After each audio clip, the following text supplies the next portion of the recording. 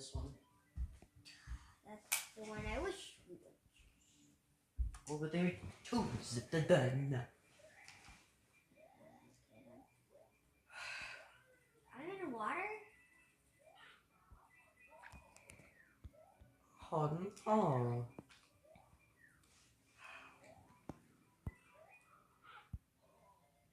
I have my doubts. November 5th, 5 p.m. Kiefer came into the store again today and made some thinly veiled threats. He asked about Carlos too, but I told him I was tired of being the go-between and that if he had business with Carlos, he needed to take it up with Carlos. That's when Kiefer started getting weird. You know this place is just a big experiment, and you're the little mouse. I asked Kiefer to buy something or leave, so he bought a pack of toothpaste, then started to undress in the store and rub the toothpaste on his naked body. They tell me that something's wrong with your brain. Is that true? I tried to be polite and avert my eyes and answered, yeah. You have some kind of mental condition? I answered again, yeah. That's too bad. See, at this point, Kiefer was completely naked. He walked over to the frozen drink machine and filled a large cup with a sugary red concoction before turning it upside down on top of his head. Then he shook himself violently like a wet dog, flinging bits of cold, sticky debris across everything from the ceiling to the walls, some of it even landing on my face, but I tried not to let him see me flinch. I knew this was all just an attempt to intimidate me, and I didn't want to give him the satisfaction. What is it exactly? He asked as he crossed back to where his pile of clothes waited for him. What? I asked. What is your condition? Paranoia? Schizophrenia? The gay? No, I answered. I don't sleep. You don't sleep? He sounded genuinely interested. Like, ever? I can't fall asleep. I haven't slept a single day since high school. It's a rare genetic condition with no cure and no treatment, and one day it'll kill me. But until then, I handle the effect as best I can. Kiefer nodded. That must be it. That must be why he can't reach you. Why who can't reach me? Right then, Spencer came into the store. Oh my God, He threw a blanket around Kiefer and ushered him out to the waiting SUV. A moment later, he came back into the store and offered me $100 for the security tape for tonight.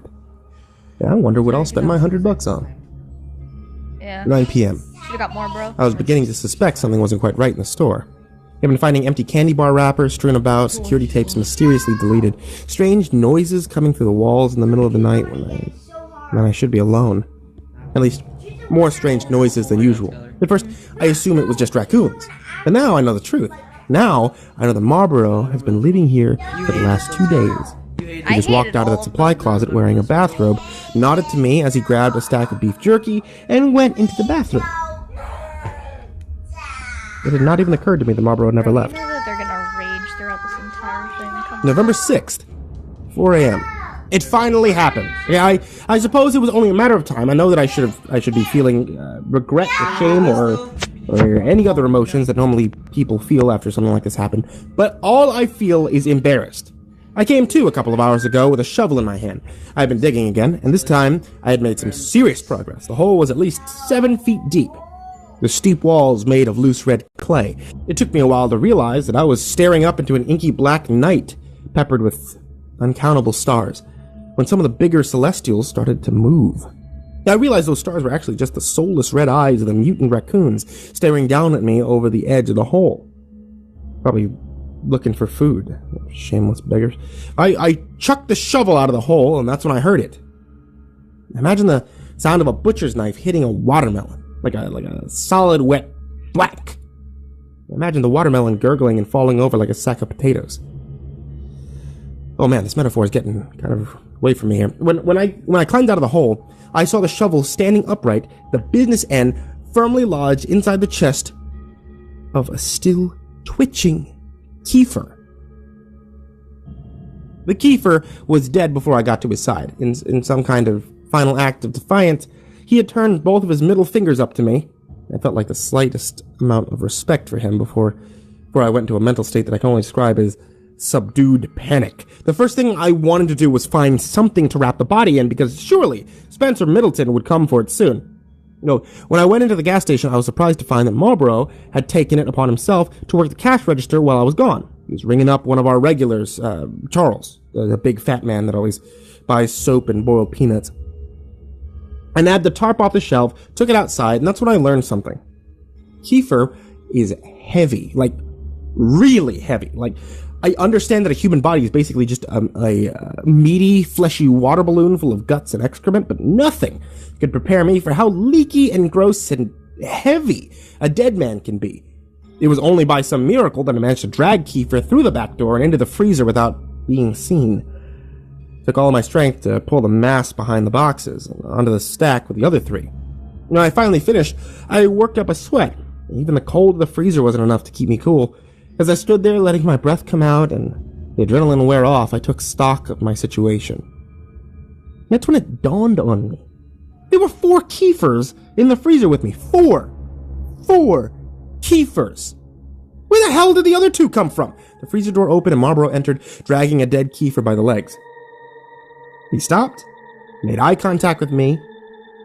When he saw the Kefirs at my feet, I said the only thing I could think of. Well, this is awkward. Marlboro and I decided to open a bottle of Strega, have a few drinks. He explained that he had accidentally killed Kefir a couple times. I totally understood. I mean, the guy was easy to kill. At one point, Carlos came into the freezer to grab a box of cookie dough. Didn't even acknowledge all the Kefirs. Now, shoot. My laptop battery is currently at 2%. It's obvious now that I won't be able to transcribe the rest of my journals before it dies. I don't have the time to tell you how I ended up at the bottom of that hole underneath the store with a broken leg, but I can tell you that I hear someone moving around above me, which is good, because I don't think I'm alone down here. Now, if you're hearing this, it means that I managed to upload my story. If you're not hearing this, then what even are you? Someone just called my name from the top of the precipice. I think it was Carlos. I wonder what happened to Tom. Actually, why didn't Tom ever show up? Come to think of it, I seem to remember Tom didn't survive the Halloween incident. Wait, who the hell have I been talking to this whole time? I promise that if I survive long enough to recharge my battery, I'll come back and tell the rest. Until then, I guess this story is to be continued.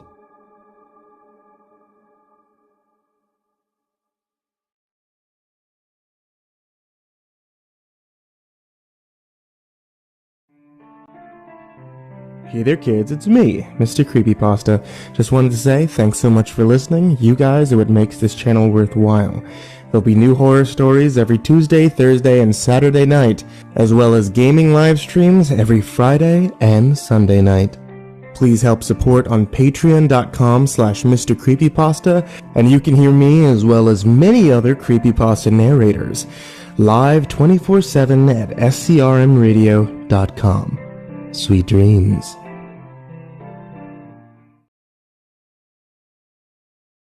It's Harkness Furniture's 100th anniversary. A 100th anniversary is a big deal, and so are the...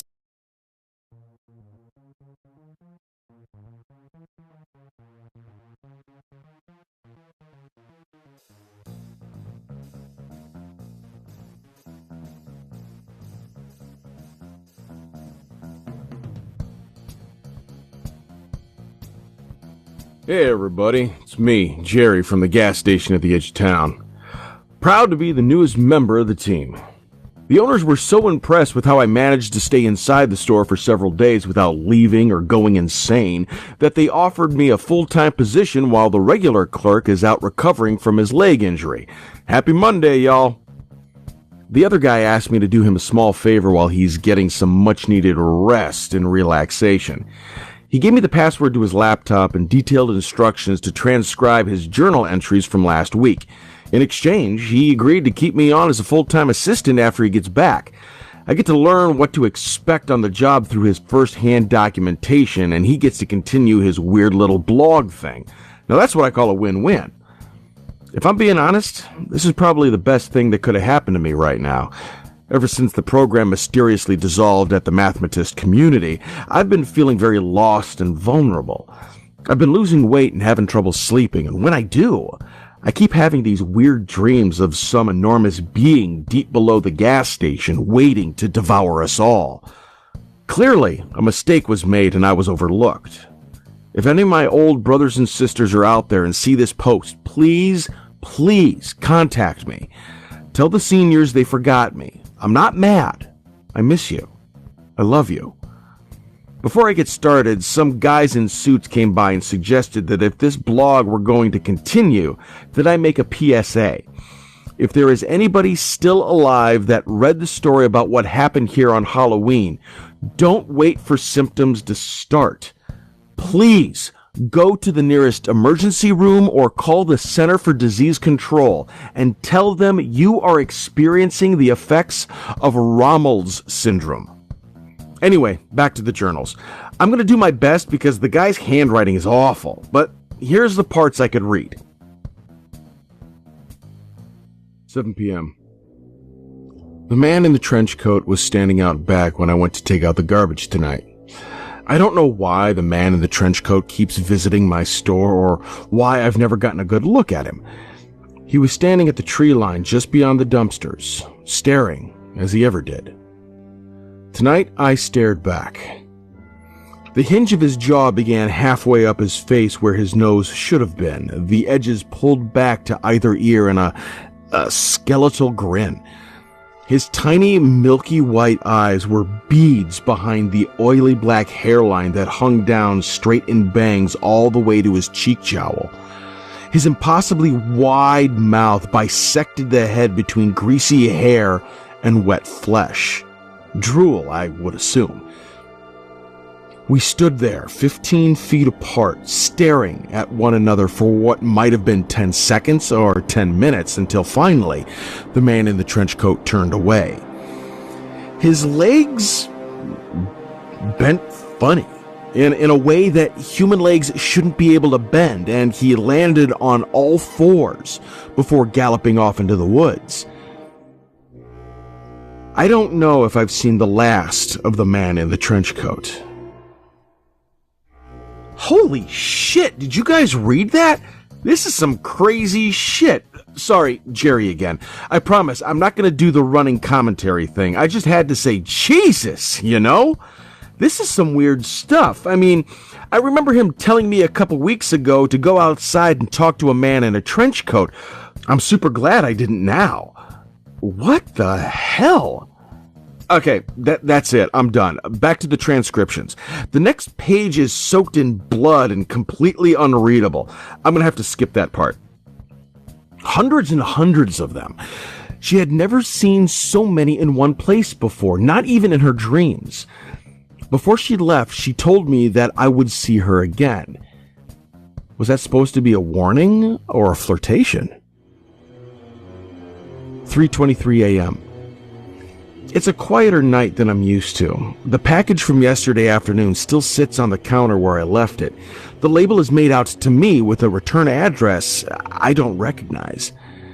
The rectangular parcel is wrapped like a Christmas present with red and yellow stripes, and it feels heavy. I would say it's just the right size for a dead cat. I can't think of any realistic reason I shouldn't open the package, but there is something in the back of my mind telling me that to open this would be tantamount to opening Pandora's box. That the contents of this little parcel will irrevocably change the course of my life in a way that may have seemed impossible before. I feel like this box is full of butterflies ready to create tsunamis, and I'm just not sure I'm ready for that yet. I think I'm going to teach Marlboro how to clean the drink machines. 3:47 a.m. Marlboro's passed out in a hammock in the supply closet. I think he finished that bottle on his own. I guess I'll go and clean the drink machines myself. 5:45 a.m.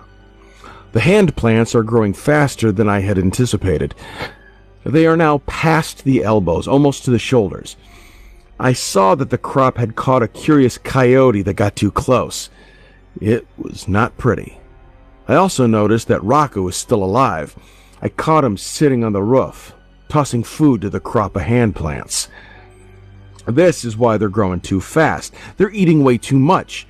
If this gets out of control, I may have to torch this crop just like the others.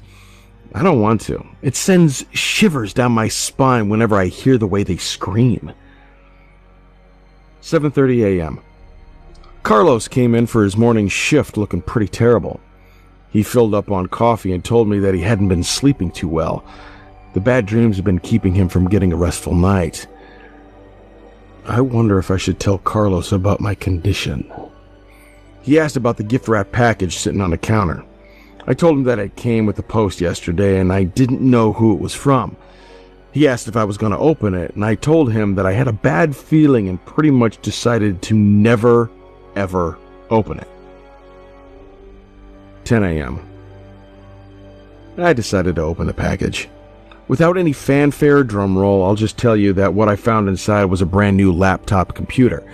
I've never owned my own laptop before, and the only computer that ever belonged to me was a crappy little Tandy 1000 that I put together as a kid. I've always used the library computer lab or the browser on my phone to access the internet. This could be a game changer. The box also contained a signal repeater and some other gizmos. I know this is crazy, but I think I may actually be able to access the internet from the gas station now. There was a handwritten note at the bottom of the package. Hello.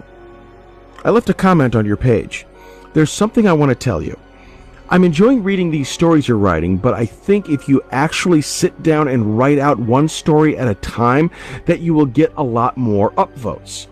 But it right now seems like a lot of half stories thrown together. I think you'd do great if you actually write out a whole story at a time. I bet you really could get a lot of upvotes and attention. It gets kind of confusing right now. Maybe start with when you got there and work your way up to now. I bet that would be super awesome. I'm so fascinated, but a little muddled as well. I can tell you have a great talent for writing, but I just thought maybe I'd offer a suggestion to help. Please do not take offense. It's just something I was thinking. Hope all is going well for you. Great. Another one of my readers tracked me down. I'm going to have to figure out how people keep finding me and put a stop to this. Thank you, whoever you are, for the laptop. I'm definitely keeping it. 10:15 a.m. I turned on the Wi-Fi card and noticed that for some reason there are dozens of secured networks around the gas station, most of which have 4 or 5 bars. The names for their networks are pure gobbledygook, like this one. 1E7, G7, C7, TA11, GUY, 23233, 1324. Who the hell is transmitting Wi-Fi out here? 11 a.m. A man came into the store to buy a gas can a couple hours ago. I didn't think much of it at the time, but then he came back in asking if we could help him out with something down the road. I never got his name, but he was a big guy, tan skin and a thick beard. He said he was having car problems. I told him I wasn't a car guy, but he insisted that he didn't need a car guy. He just needed someone else to see what he was seeing. Marlboro agreed to watch the counter while Carlos and I followed the bearded man down the hill and around the curve, close to the spot where Carlos saw that thing in the woods. He couldn't remember what happened that night.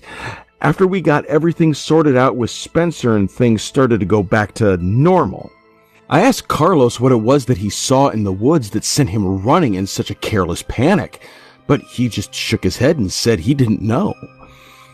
The mind is a funny thing, and memories aren't the most reliable.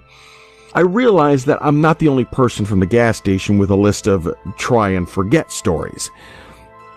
The man's car was parked on the side of the road, close to the same spot that Kiefer's SUV was broken down. So my car started acting funny, the guy said as we neared his vehicle. I began to wonder why we had walked this whole way when our own vehicle would have been quite useful in a case of a dead battery or, random bear attack. The guy kept going. I pulled over onto the side of the road when my electricals all started going haywire. I killed the engine, then when I tried to turn it over again, nada. I could see at this point that the hood was open. The man was driving a big black SUV similar to the one Kiefer owned, but newer and shinier. I don't see what's so weird about that. You need us to call a tow, or the man cut Carlos off. Rudely, I might add. I popped the hood, but everything was in order. I thought it maybe just needed some gas, so I went up to the station. When I got back, I saw this.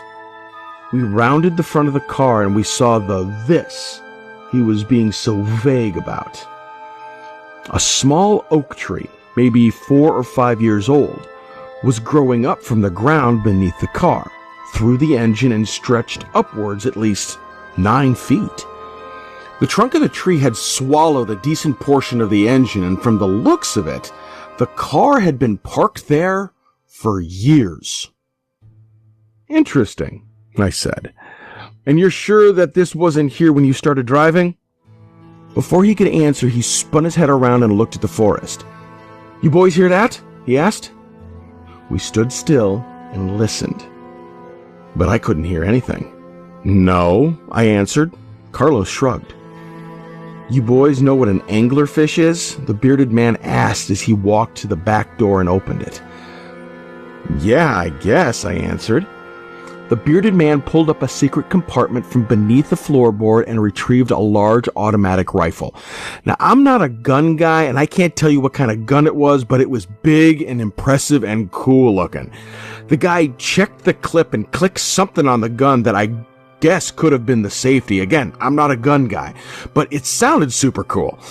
Carlos put a hand on my shoulder and slowly backed away from the man with the gun, pulling me with him. But the man didn't seem to mind us one bit. He was focused on whatever he heard in the woods. If I'm right, you boys have an anglerfish in them woods. It's putting something out there to lure me in, make me think I'm hearing something that I'm not. Then, when I go looking for the one thing, bam, it attacks. Oh, like a siren? I asked. The man looked at me over his shoulder with a smirk and said, Yeah, like a siren. Y'all may want to get out of here. This could get dangerous. Don't worry about me. I've dealt with these things before. I'll be fine. The man pointed his gun and marched into the woods while Carlos and I made our way back to the gas station. 2 p.m. It's time for me to go home. I haven't used the laptop yet, but maybe tomorrow I'll start to type up these journals. November 8th. 6 p.m. It's getting dark so early these days. I noticed that the bearded man's SUV is still at the bottom of the hill with a tree growing through it. I would not call that a good sign. 11 p.m. I burned the rest of the hand plants. I finally know what's going on. A long time ago, I noticed what looked like strange mushrooms growing in a patch near the dumpster behind the gas station. I didn't think much about them, except that it was strange that Rocco's brood wouldn't go near them. When I took a closer look, I could have sworn that they looked like baby fingers poking out of the ground. As the weather got warmer, I kept an eye on the crops. They started getting longer and looking more and more distinguishably similar to human fingers. I swear they even started growing fingernails. Sometimes I would see them bend at the digits to squash a bug that wandered too close. Eventually, the mushrooms started sprouting leaves, and the finger sections continued to stretch out, creating what could only be described as hands, human hands. They would ball up into fists during the daytime and open up in the moonlight. I dug one of them up one day when we were really slow at work. I called Farmer Jr. to ask for his professional opinion.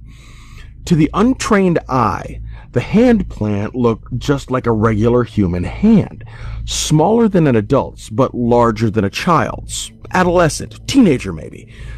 At the wrist, it turned into a gnarled root that smelled like sassafras, and throughout the plant, tiny leaves were sprouting. Farmer Jr. stood in the gas station looking it over for a while before asking me if we had any more of those things. I lied and told him no. I asked the owners what they wanted me to do. They thought it over for a couple days, then they told me to keep them. I think they expected to be able to make some money off them somehow, but eventually everyone forgot they were there. Everyone but me. And Farmer Jr., of course. I was thinking about the bearded man when I first heard the sound of a baby crying somewhere outside. I was alone in the store, and my first instinct was not the heroic one that most people may have had, to run outside and see where the poor baby was. My first instinct was more callous and rational and in the form of a question. How the hell did a baby get way out here without me hearing it coming? Something wasn't right. The sound of the cries, which I could deduce were coming from the tree line, were getting louder and more desperate. I looked around for Marlboro, but couldn't find him anywhere. If I was going to investigate the potential forest baby, I was going to have to do it alone. I remember the bearded man hearing the siren call of that thing he called an anglerfish. I remember Carlos's sound of crunching in the strega. And absolutely no part of me believed that I would be safe if I went into the woods, or that there was really a crying baby out there. But what if? I grabbed a flashlight and went out back. The crying seemed to be moving deeper into the forest, quickly, like the crying baby were being carried off by something that didn't have to stop and move around trees or physical barriers. I walked into the forest just far enough to find the last thing I ever expected to find. It seems that the hand plants had extended slightly further than the little patch outside the gas station. Those plants that I had been watching and burning whenever they got too aggressive were not as controlled as I previously believed, because out here, just a few steps into the woods, was a hand plant that I had missed, that I had never trimmed or culled or burned, that was left free to grow as large and wild as it possibly could. Out here was a hand plant that had grown so large it had fallen over. It had grown past the shoulder. It had grown its own head and torso and crotch and legs. Out here was a full human body covered in tiny leaves, huddled on the ground and attached to the soil by thick talons of brown roots. And the weirdest part of all, the body was one that I recognized. The body, the fully grown hand plant, was Kiefer. I don't know what possessed me to touch him. Maybe I just wanted to make sure that he was real, as if touching him would prove that one way or another. When I did, his eyes opened and he cracked a smile. He could not move. The roots had him firmly stuck in place, but this Kiefer plant could talk. And talk he did. We stayed out there talking for over an hour. I won't go into everything the Kiefer plant said, but I will say this. There is something under the gas station, something big and powerful, something plotting, and I've been working for years in a cloud of this dark god's farts. I felt extra terrible setting the fully developed Kiefer plant on fire after I burned the rest of the crop of hand plants, but honestly, what choice did I have? When I got back to the gas station, Spencer was waiting for me. He knew I knew, and I knew he knew I knew. I was halfway expecting what came next, but not expecting him to enjoy himself quite so much. Spencer locked the front doors, then proceeded to beat the crap out of me. I'd like to say I got in a few good hits as well, but that would be a huge lie. I don't think I laid a single finger on him, although I did mess his knuckles up pretty good with my face, so I have that going for me. Spencer dragged me across the gas station to the hallway past the bathrooms, past the walk-in cooler, to that big strange door that I had only just noticed a couple weeks ago. If it were possible for me to pass out, I'm sure I would be unconscious right now. "Why are you doing this?" I asked as he banged the door 3 times. There was a sound from the other side, and then Spencer yelled, "Open up, it's me!" The door cracked open, and Spencer dragged me into a room I had never seen before. It looked like an old office. There was a desk next to a wall of monitors with security feeds from all over the store and the perimeter. Security feeds from cameras I never knew existed. In the middle of the room was a large hole that looked like it had been created with a team of jackhammers. "It's time for you to meet my boss," Spencer said as he dragged me to the edge of the hole. "Kiefer?" I said, to which Spencer let out a hearty laugh. "No, not Kiefer. My boss put Kiefer out there and hired me to watch him.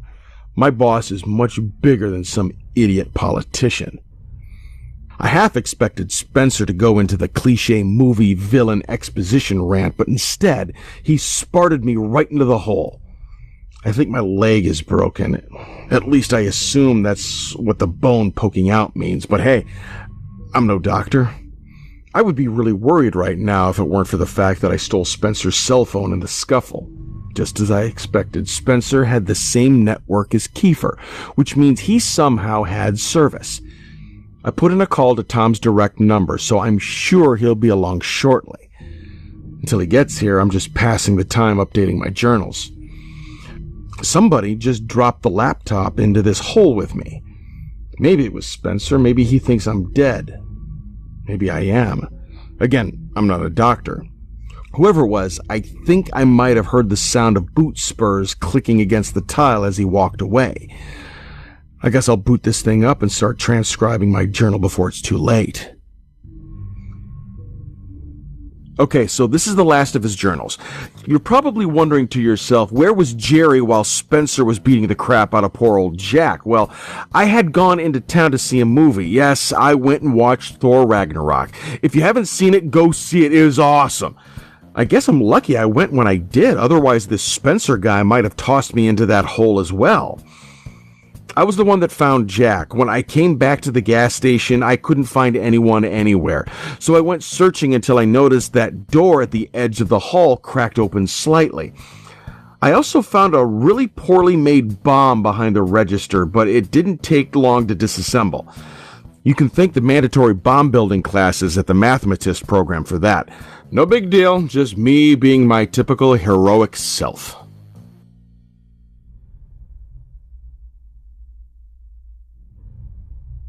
I just caught myself digging.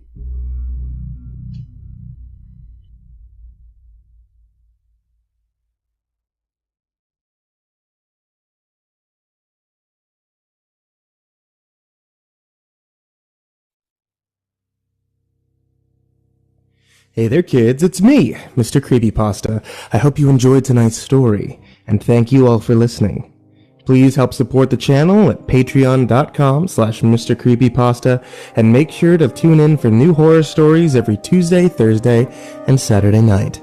Many of the horror authors that I've worked with throughout this channel have all come together to work on one big book series, the Creepypasta Collections Volume 1 and 2.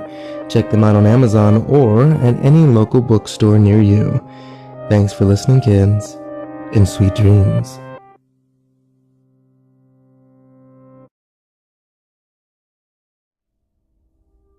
Recovering from injury sucks. Recovering from an injury when you can't fall asleep sucks worse. Recovering from an injury when you can't fall asleep while simultaneously being hunted by a sociopathic lackey of a dark god with a personal vendetta against you sucks even worse. What sucks even more worse is having to do all of the above and still being called into work because, as the owner puts it, the new guy is a complete and total moron with willful and malicious idiocy that borders on the criminal.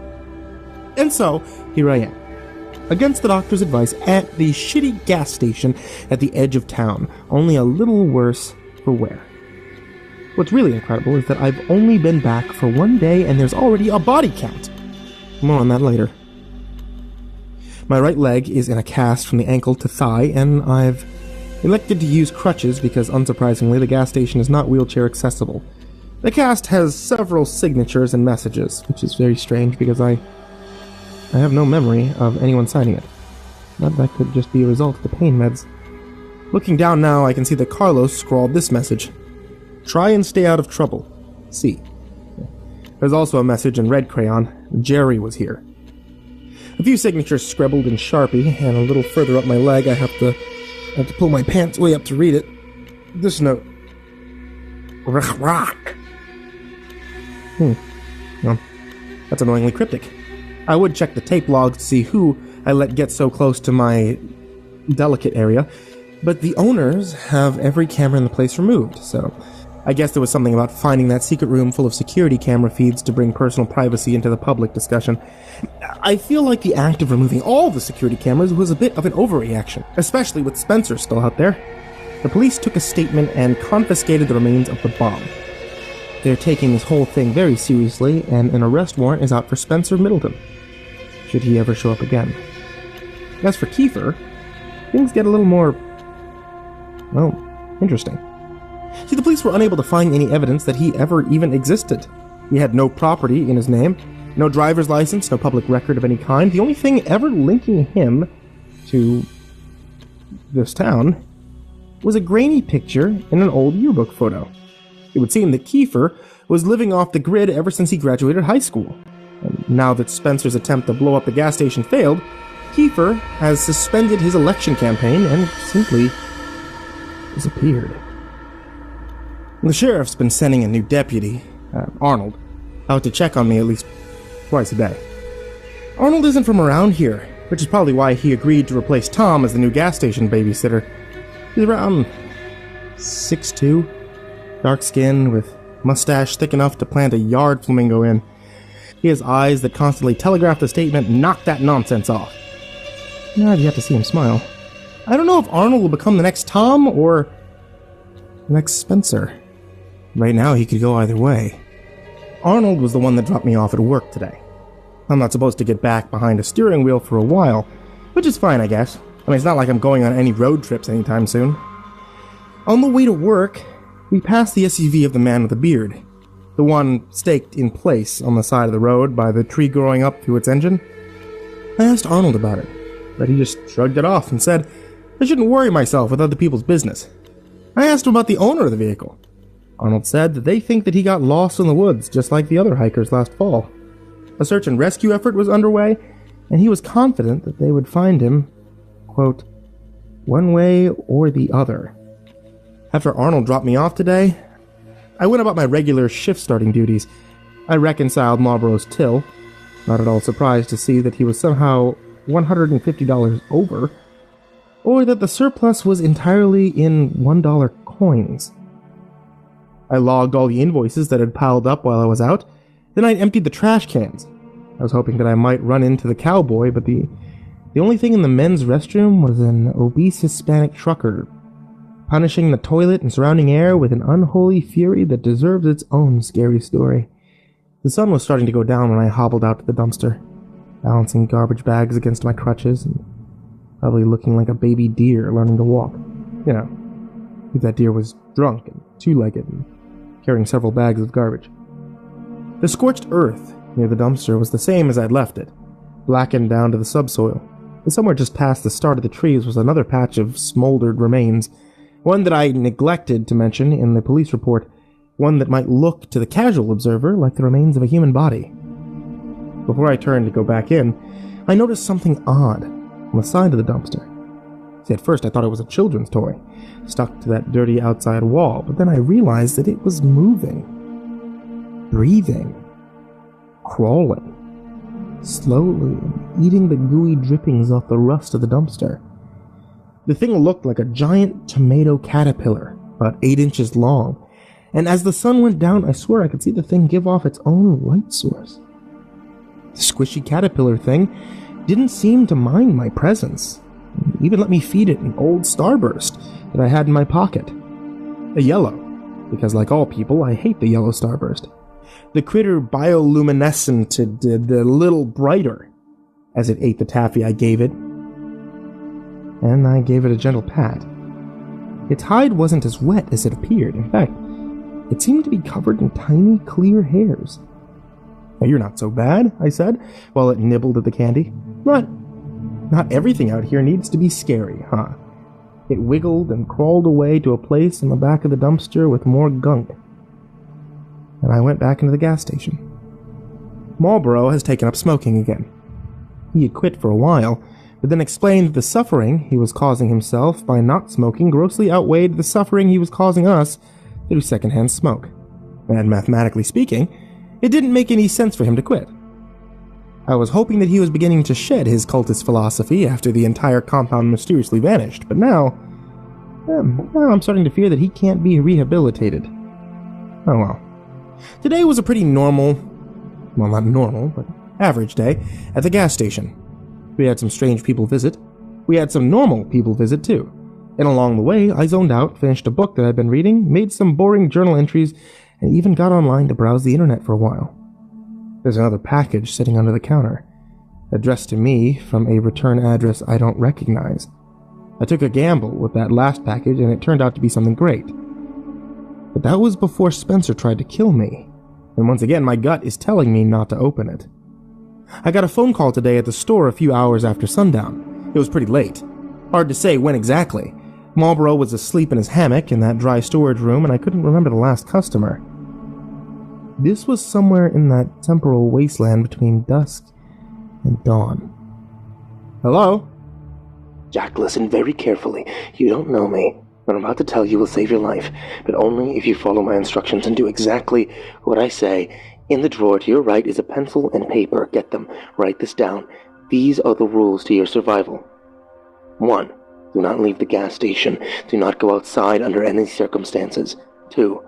Do not drink the tap water. Do not even touch it. Don't smell it. Don't look at it. It's bottled water from here on out. 3. Don't trust your eyes. 4. Barricade... Hang on. Where did you say the pen was? In a drawer to the right. Is it my right or your right? Your right. How the hell would it be my right? I'm on the phone. Right then I heard a car horn honk. It was the old widow, Mrs. Sistrunk. She's another local, someone in the area of 100 years old, if I had to guess. And at this point, not much more than a skeleton wrapped in an ill-fitting suit, with vibrant lipstick smeared all around the general mouth area. After her husband died, Mrs. Agatha Sistrunk had taken to buying and collecting sports cars and oversized trucks, and racing them around the outskirts of town all hours of the night. Her most recent purchase was a brand new Ford F-550, with a painting of the Hulk, and all of his green, smashing glory along the side. In person, she was a sweet old lady, no taller than 4.5 feet. She wore special shoes to reach the gas pedals, and always came to these gas stations to fill up because she knew that I'd help her pump her gas. Something that she'd never done before, and wasn't interested in learning how to do. "One sec," I said to the voice on the other end of the phone. "Be right back. Mrs. Sistrunk needs me to help top her off." Listen to me. The voice growled. Do not go outside. If you go outside and you're dead. Do you hear me? "I hear what you're saying," I said as I grabbed my crutches to get ready to leave. "But I don't work for you." With that, I hung up the phone. And I went outside to help Mrs. Sistrunk. Old Agatha was happy to see that I was back at work. Apparently Marlboro made her nervous. She said he was flirting at her, and he wouldn't stop smoking while he pumped her gas. And before she left, she gave me a case of empty light beers and asked if I would be a lamb and toss these for her. I can't say no to Agatha. When I got around back to toss her trash, I noticed something terrible. The glowworm from this morning had formed itself into an enormous cocoon against the back of the dumpster. I can't explain why, exactly, but this filled me with some sort of... I don't know. What's the exact opposite of existential dread? Euphoria? Existential hope? Is that what optimism feels like? Again, I don't know, it doesn't make any sense. But seeing the weird garbage-eating caterpillar thing begin the brave journey of transformation gave me this tingling feeling in my soul that this was some kind of sign. Just when the caterpillar thought that his world had come to an end, he became a butterfly. My world has felt like it's been coming to an end for a while too, little buddy. Maybe I'm also on the verge of a metamorphosis. Maybe the world doesn't have to be so strange and scary. Maybe it can be strange and cool. I decided that whatever hatched from the cocoon, be it butterfly or moth or monster, I was going to name it Starburst. I hobbled myself back to the gas station and I tossed one last look over my shoulder at the dumpster to see that one of the raccoons was stuffing the cocoon into his mouth. It devoured the whole thing in a couple of bites before making eye contact with me and dashing off into the woods. Carlos came into the store for his late shift and asked how I was feeling. I told him the pain was tolerable. He nodded, like that was the kind of answer that he was looking for, and I went back to reading my book. A few moments later, the man with the beard came into the gas station. I almost didn't recognize him as the same man that went off into the woods after the creature he called an anglerfish. He had lost a lot of weight. His beard wasn't nearly as well kept, and he smelled like he'd bathed in a tub of pee that someone had farted in. "Hey," I said when he came in, "you're still alive. Cool." Did I mention that the man was holding a pistol when he walked in? The thought crossed my mind for the briefest moment that I wondered what happened to his big gun. I didn't have time to ask him. He quickly found the locks on the doors, used them, then covered the short distance to my register, gun extended, and aimed at my face. "I told you not to go outside. You're lucky you're still alive," he screamed before grabbing the store phone and yanking it out of the wall. He threw it to the ground with a loud, satisfying smash and asked, "Who else is in this building?" "Well, let me see," I said, thinking. "It was you, and me, and probably the other cashier, unless he went into town again." "I saw the other car out there. Toyota. That's yours?" "No, that's gotta be Carlos." Right on cue, Carlos walked out of the back, froze at the sight of the bearded man, still pointing the gun at my face. Carlos might have been tempted to take action if he hadn't been carrying a 50-pound bag of corn over his shoulder. Instead, he just raised his free hand and said softly, "Hey man, you don't want no trouble. You after the cash, go ahead and take it. Ain't no heroes here." The bearded man laughed in an obnoxious way and said, "Well, there's at least one. My name's Benjamin. I'm here to save your sorry asses." Carlos and I made eye contact. A lot can be conveyed in just an instant, if you know the person you're looking at. He was trying to see what I wanted to do. I was trying to tell him to relax. This was neither the worst nor the weirdest thing to happen in that room. "Okay," I said. "What do you need us to do, Benjamin?" "There's something evil under the gas station. Nobody's leaving here until I understand what it is, because I know that someone's working with that thing. I saw it in my dreams. I know you have too." Well, he was wrong about one thing. And right then, Marlborough walked out of the dry storage closet, stretching and yawning. Benjamin snapped him into a chokehold before he knew what was going on and jammed the gun against his head. "Are you listening to me?" Benjamin screamed. "I just told you that this world, as you know it, is just a facade. There's a devil here, and one of you is working for him." He looked at both of us for some kind of reaction. I don't think he got the one he was looking for. I just shrugged. Said, "Neat."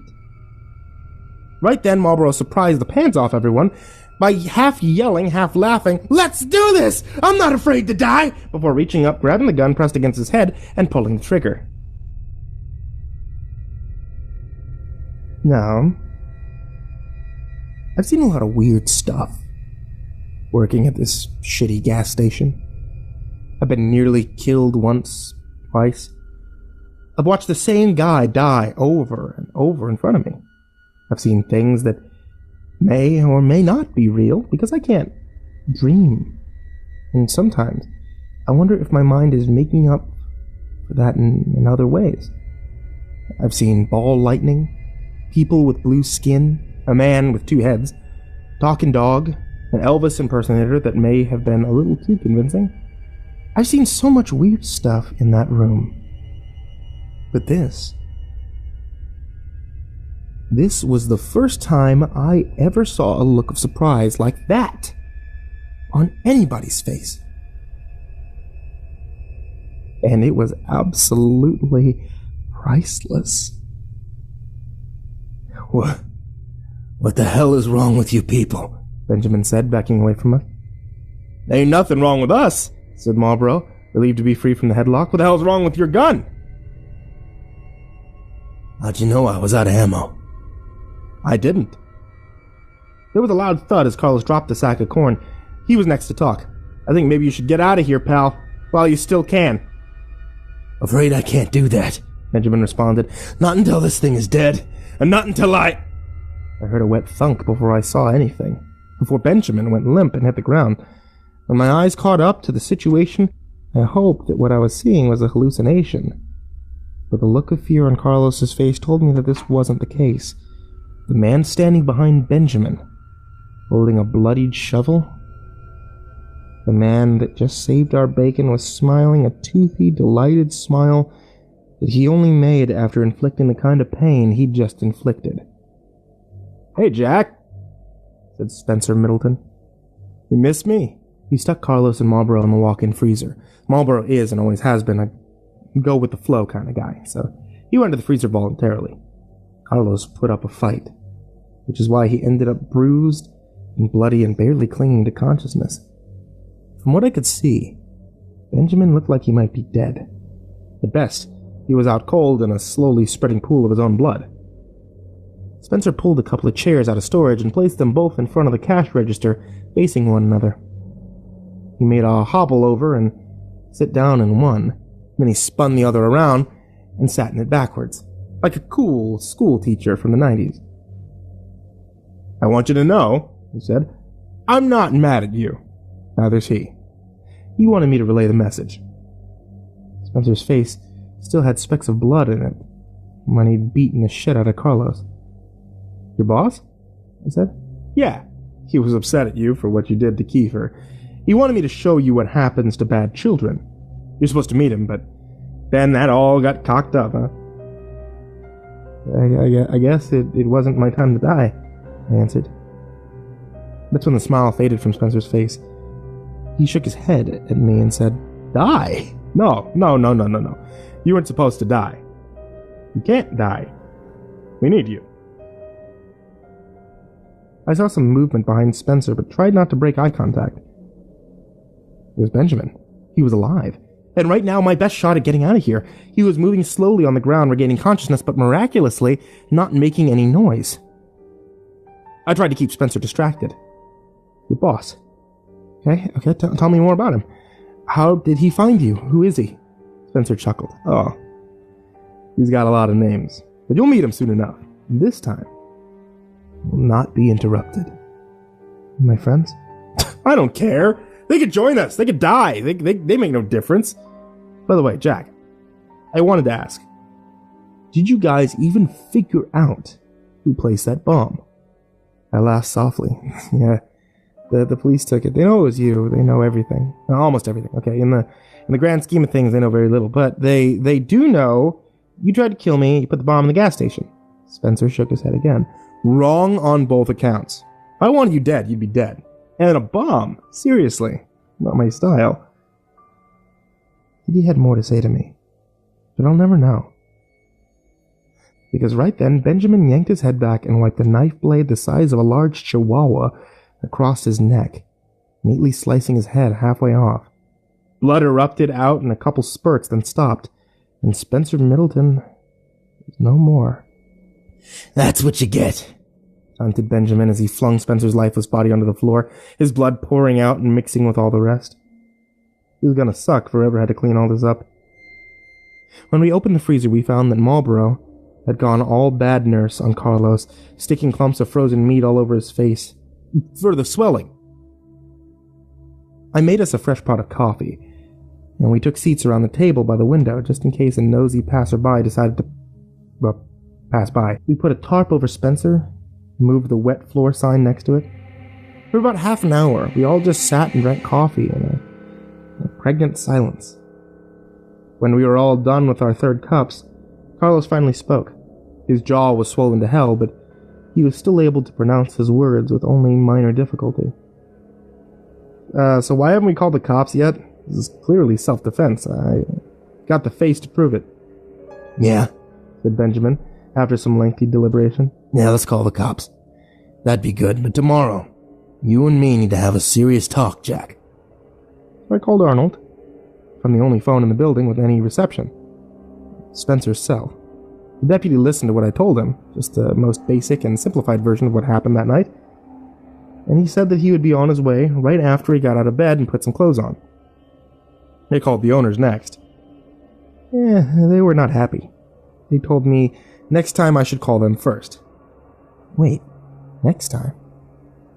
Right now the others are at their booth, staring out the window, and I'm sitting on my laptop documenting the night while the memories are still fresh. I know this isn't over yet. Okay? I think the gas station is gonna have to close for a day or two, but when it opens up again, I'll be here. You write in my journals? Doing my best to ignore anyone who walks through those doors. I guess that means this is to be continued.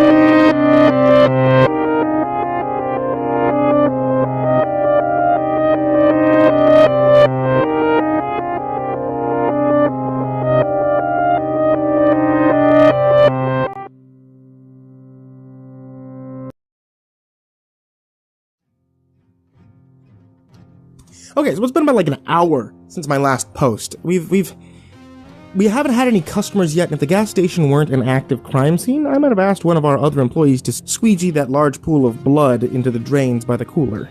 For those of you who are out of the loop, you may want to catch up by listening to the earlier posts.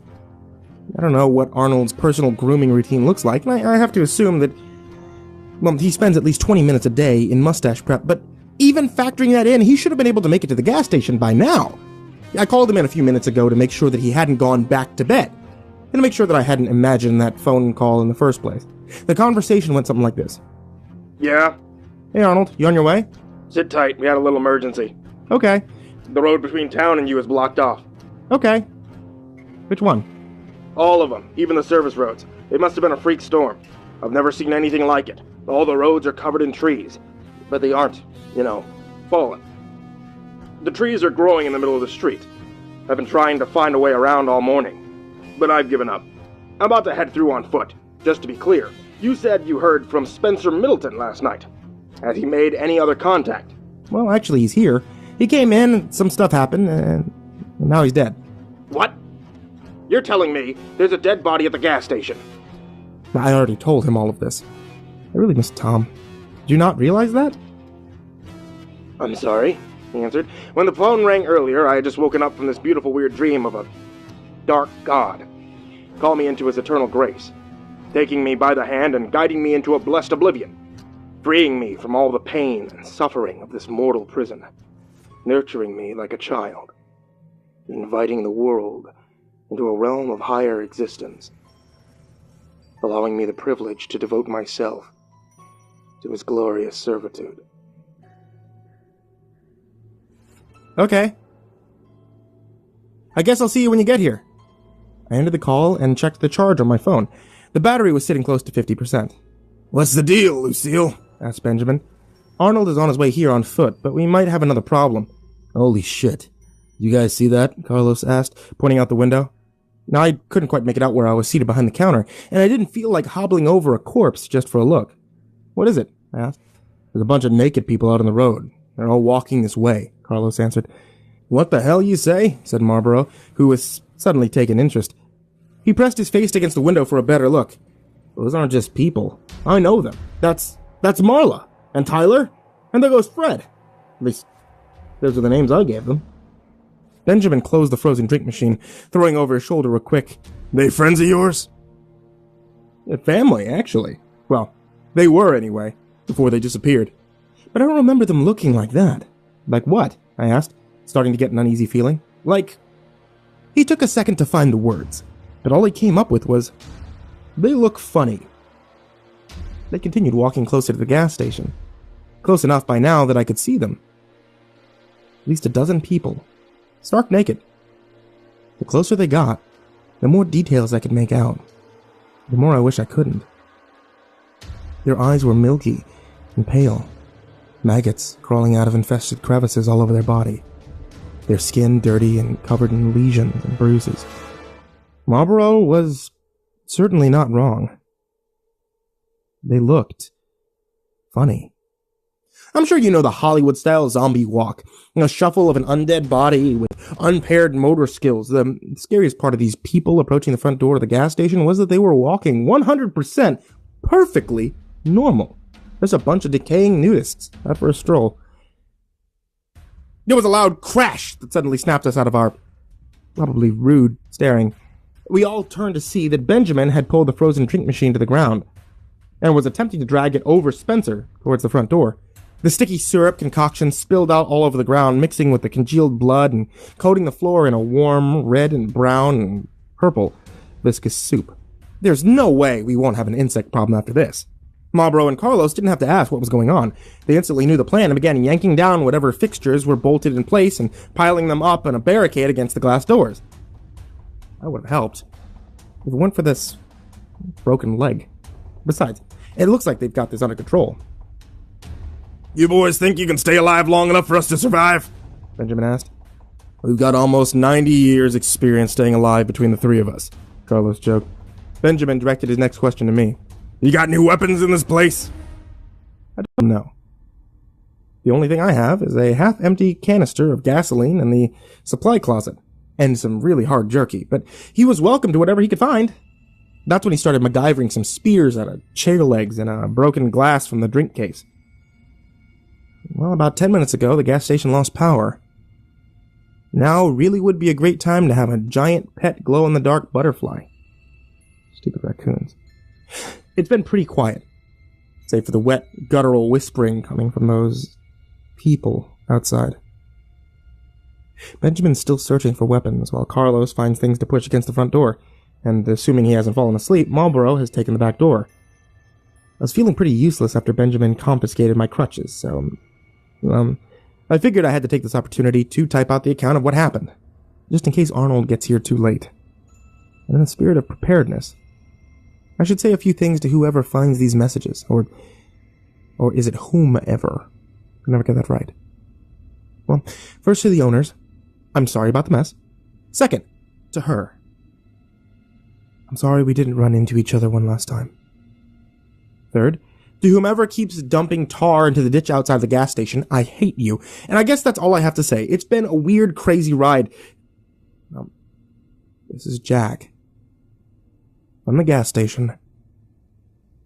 Signing off one last time.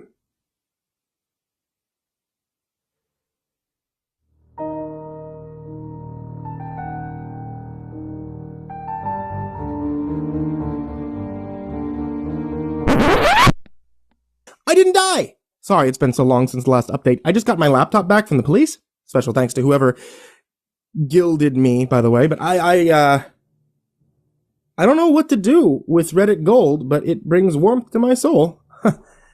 I know you guys are probably wondering what happened. Well, last week, I met a dark god. We were in the gas station without power for hours. It's cold this time of year, so we huddled together around a plate of scented candles and ate pork rinds and canned beans.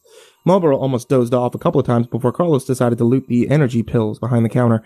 He handed them out, and we all took a few, washed them down with cold coffee, and telling ourselves it was for alertness. But all they did for me was create a heartbeat arrhythmia. That sure would be funny, if those things broke in here just to find the four of us dead from heart attacks. Well, I mean, not funny, but, you know. Carlos tried to strike up a conversation with Benjamin a couple of times, but the bearded man wasn't very social. So, you Army? Nah. I knew a guy. He was a ranger in the Army. You remind me of him. Alright. Those things out there. Any idea what we're dealing with? You ever seen anything like that before? No. Got any family? No. I checked Spencer's phone throughout the day. He wasn't getting any service anymore. I tried 911 a few times, but even that wouldn't go through. When the battery got to 5%, I turned it off. We might need it later for an emergency call. Eventually, the adrenaline pills started to wear off, and I remembered that my leg was still healing from a complex fracture. Maybe I shouldn't have agreed to come back to work so soon. I did that whole cripple walk back to the front desk to grab my meds, and while I was there, I spotted the still unopened gift wrap package on the shelf beneath the register. I decided to ignore it and instead grab the employee whiskey bottle that was behind it. We told ourselves it was for our nerves. But all it did for me was give me an even worse heartbeat arrhythmia. A few more hours passed. After we killed the first bottle, we opened another. Then Marlboro got into the energy drinks because, we all needed mixers. At some point, the former cultist pulled out his stash and lit a joint. Without asking, I might add, turned the whole station into a hotbox. I can't remember if I'd taken my pain meds yet, so I went ahead and I took them. And as the sun started to set, I had two thoughts competing for first place in my mind. First, it sure is getting dark early these days. And second, I think we might be getting a little too fucked up to handle what's about to happen. Time became even more illusionary than normal once the laptop died, and we had no way of knowing how long we'd been waiting. We started measuring the time in candles. Our snack food and morale raced each other to depletion. At some point, Carlos got me away from the others to ask what I thought about Benjamin. I told him that he was the nicest guy that had pointed a gun at my face all week. But Carlos told me that he had a weird feeling about him. I reminded Carlos that he had killed Kiefer a couple times, and maybe he should get off of his high horse. Hey, Benjamin yelled at us from across the room. What are you two talking about? Anime. I lied. I think he bought it. You get over here. I don't need any more dead bodies piling up tonight. Benjamin was in the corner, warming his hands over the candle plate. It was the only source of light in the building, and was casting shadows that could easily be described as spooky, if I weren't in such a serious life or death situation. Some of these shadows looked like faces, smiling, laughing at us idiots. One or two looked like old presidents.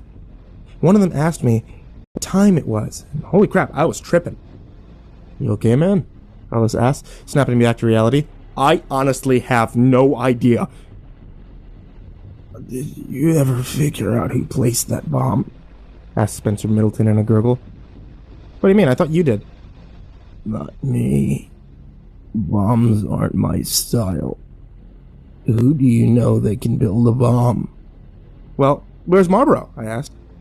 Benjamin picked up his spear, formerly my crutch, that he had paracorded his knife to, and asked, Who the hell is Marlboro? Is someone else here? Marlboro? The other employee? I looked at Carlos, who just shrugged and said, I don't know no Marlboro. How many of them pills did you take? Had I imagined Marlboro this entire time? Did I just Tyler Durden this guy into existence? I tried to sit down on the tarp, but it turned into me lying on my back. While the room spun, I could feel the human debris squish between that tarp fabric as I rested my head. How much of any of this was real, anyway? You're losing it, you know. Yeah, I know. All those years ago, the first doctor tried to prepare me for life with my condition. There weren't that many other cases before me, so they didn't know exactly how everything would play out. But every case had a few of the same side effects. Of course, there would be weight loss, fatigue, headaches, all the signs of normal physical illness early on. As the condition developed, there would be more interesting side effects. Hallucinations, memory loss, the works. And of course, I can't be properly anesthetized. They tried in other cases to induce medical comas, but that just messed things up further. I'm always wide awake and halfway lucid during surgery. If you want to know what it's like, I'd tell you the truth. It's boring. You know what? Usually when I hurt someone bad enough, they pass out from the pain. They gave me a couple years tops. I hadn't been keeping track of time. Right then, Marlboro walked into the room, zipping up his fly. Presumably, he had just come from the bathroom, but who really knows? I pointed at him and yelled, That guy! See him right there? That's Marlboro! Carlos looked where I was pointing, then back at me. What do you mean, Jerry? Oh yeah, that's right. He has a real name. I hate it when he calls me Marlboro. Benjamin set the improvised spear down and turned his attention back to the fire. You better get him under control. You should open your package, said Spencer. Hey, wait a second. Aren't you supposed to be dead? No. Aren't you supposed to be dead? He said back. Touché, Spencer. Who are you talking to? Asked Carlos. Spencer, I answered. Well, stop that. You're freaking us out. 2 candles burned from start to finish before Benjamin decided that help wasn't on the way, and our best chance of survival was to fight it out with the things outside. I disagreed, but Benjamin informed me in his own polite way it wasn't up for vote. We peeled back the layers of barricade just enough to get a view of the outside, and once we knew what we were dealing with, we could come up with a better game plan. Only he couldn't actually get a good look because something was blocking the view. Something just on the other side of the glass door. Benjamin yanked the rest of the barricade down and took a few steps back to marvel at it. Oh, well. You don't see that every day. No, you know what? No, I can't do it. I'm sorry. His name's Marlboro. We were trapped there inside the gas station, and on the other side of the door, a network of trees had grown together, twisted into knots and pressing against the glass. They were so densely pressed into a single wall of tree trunk that not even light could get through it. For all we knew, it could have been daytime outside. We have to get out of here, said Benjamin. We checked the back door, but it was the same thing. I often wondered how long a person could survive inside the gas station without any new supplies coming in. I had run into that scenario in my head 1,000,000 times. On boring nights. And what else is there to do? I had run the thought experiment for countless different contexts. How long could I survive if the gas station were transported back in time? Or to another planet? Or if there was a zombie apocalypse, etc. What I had deduced was that under ideal circumstances, I could live off the supplies on hand for 4 years if I could find a source of water, 6 weeks if not. These, however, were not ideal circumstances. We had already smashed up, weaponized, or eaten almost half of our supplies. If we were trapped here, it wouldn't take long for us to go all Donner Party on each other. While I was pondering this in the hallway by the cooler, we heard the sound of glass shattering from the main room. Benjamin raised his spear and led the way back. The wall of trees was still there on the other side of the doors. Our mess was still there. Everything was as we left it, with one exception. The tarp was pulled back, and Spencer's body was gone. A series of footprints coagulated in the blood, leading from where he should have been to the shattered glass of the front door, like he'd just gotten up, walked over, and was absorbed into the trees. I need you boys to think real hard, Benjamin said. Is there any other way out of this place? Well, Marlborough started. I shot him a look, shook my head, but I guess he couldn't see it in the dim candlelight, or maybe he was just too dense to understand. There is that hole. Hole? What hole? The hole in the secret room back here past the cooler. Secret room? Yeah, right over there. Marlborough pointed at the blank space on the wall where the door used to be. The owners had decided that the smartest thing that they could do when they found out about that secret room was to remove the door, build a good old-fashioned wall, forget all about it. But that only works if everyone agrees to forget all about it. Marlborough! You're telling me there's a secret room behind there, and a hole in that room that we can maybe fit inside and escape? Why didn't you boys tell me this earlier? He didn't wait for an answer. Benjamin went straight to the wall and started smashing it to pieces with his spear, and then, after he got it down a little, his bare hands. After a minute, the wall was once again a door.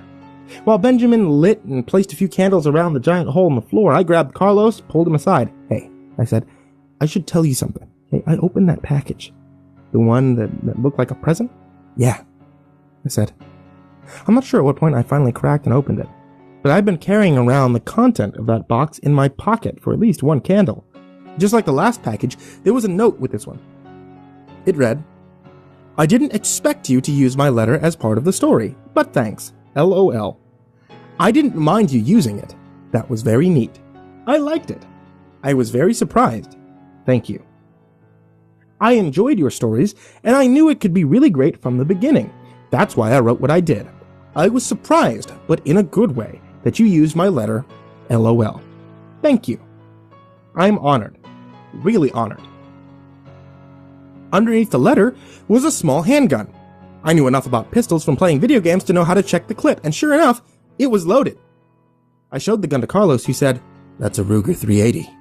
Is it good? Well, it's a gun, so it'll probably have more stopping power than a chair leg. Why don't you give it to him? Carlos gestured at our fearless leader. I don't know or trust him. Yeah, good point. Here, I said, trying to hand it over. I'm not a gun guy. No way. You keep it. I got both legs. You need it more than me. Benjamin yelled at us from the secret room. Y'all ready or what? Time to see what's down here. Then he jumped in. I may have neglected to mention that it was a 10-foot drop to the cave below. So I also may have taken a little pleasure in the sound of him crash landing and the pain moan that followed. Let's see, for the rest of us, we rolled up a tarp and put some knots into it like a poor man's rope ladder. I had to give it credit to the tarp. See, those things are incredibly useful. We had several hours above ground in a room with a dead body, unrefrigerated food, and Benjamin's body odor. We were all eating canned beans, and I think somebody probably threw up in that garbage can. My point is that we were all smelling pretty bad, to the point where I was doubting that I still had a sense of smell. But once we went into the hole, I knew for a fact that we hadn't. The smell down there made our gas station funk seem like cologne. The very worst putrid odors from the storm drains around the station were nothing compared to this. Is it possible for a smell to be heavy? Because that's the best word I could think of for it. Not thick, just heavy. Carlos and Marlborough took turns barfing. When they were done, Benjamin handed out the torches that he had made from gasoline-soaked rags and chair legs. I don't know what that guy's deal is, but he sure is crafty. The cave was a straight tunnel, starting under the gas station and heading away from town. It was plenty tall enough for all of us to stand comfortably, and there was a slight incline, taking us downhill as we walked further into the hole. What the hell is this? Benjamin asked after about 20 feet. He waved his torch at the wall, and I saw that somebody had spray-painted a message on the cave wall in red. It said in shaky handwriting, Rita the raccoon ate the cocoon. I said it a few times in my head and was pissed off at just how close it became to rhyming, but didn't, like a song slightly off key. The handwriting was eerily familiar, especially the capital R. I couldn't remember why. There was another lawn gnome on the ground beneath it. We continued further into the cave. Benjamin was way ahead of us. Me bringing up the tail, hobbling along the best I could with just a single crutch. The deeper we went, the narrower the cave, the stronger the smell. Nothing about being down here away from the gas station felt like an improvement on our previous situation. But it wasn't until we made it to the tree that I really decided that we had messed up. I don't know how long we'd been walking down there, maybe a half mile or so. Crutch miles feel like a lot longer than normal miles, but we eventually came upon an enormous black tree taking up the width of the cave. It looked like one of those 1,000-year-old sequoias, big enough to put a 2-lane road through. Holy shit, enunciated Benjamin. I was the last to see what everyone was so wide-eyed and gawking at. The tree, in addition to being enormous, had some characteristics that you wouldn't expect a tree to have. Specifically, human body parts. A few arms and legs poking out at random spots, and right at eye level, a human face. Hey, said Marlborough, I know that guy, that's Patrick. He touched Patrick's face, and it peeled off and plopped to the ground like a wet Halloween mask. Yeah, I don't think he's gonna make it, Benjamin said as he pulled something out of his pocket and stuck it to the tree. What's that? I asked. Surprisingly, it was Marlborough who answered. That looks like a C4 plastic explosive to me. Benjamin chuckled. Wow, you win the prize for that one, Rain Man. Yeah, it's the last of my explosives. I've been trying to kill this thing piece at a time for the last week, but it just keeps growing back. I have to kill the root system. Blow it up, kill the brains, or the rest of the network will die. Oh. That was you who put the bomb in the gas station, I said. Yeah, well, back then I thought the building was the epicenter of the whole thing. Hey, interrupted Carlos. Jack was still in the building when you planted that. I know. Guys, Benjamin tried to get their attention, but it wasn't working. You knew. He could have died if that thing went off. Guys! Look, assholes, this is war. And in war, there are always casualties. You can't make peanut butter without smashing a few nuts. Hey, guys! What? Screamed Benjamin. I'm a little busy! Marlborough pointed back the way we came. We all turned to see Spencer, standing in the middle of the path, a wicked smile on his face. Hey, you miss me? Carlos screamed at me. Jack, the gun! I pulled the weapon out of my pocket, and I chucked it as hard as I could. It smashed Spencer right in the face, and he fell over.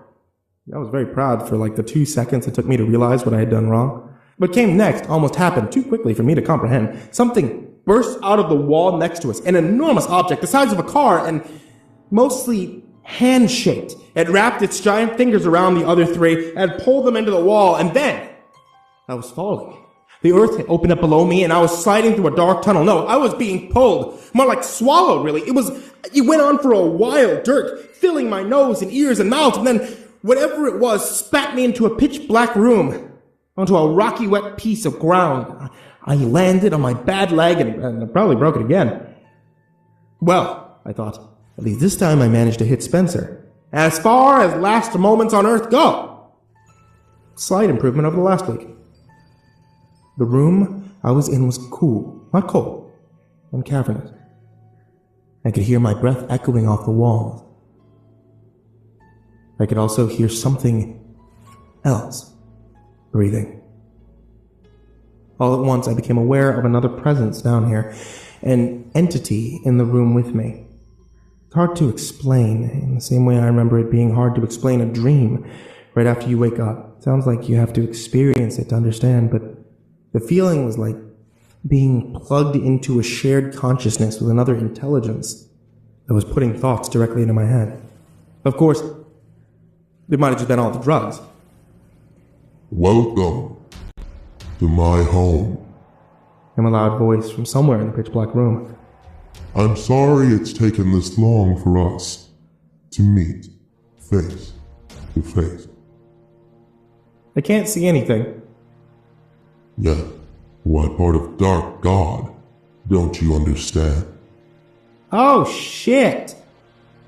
I'm in the room of a dark god. He sounds like an internet troll. I guess that makes sense, but might as well, get this over with.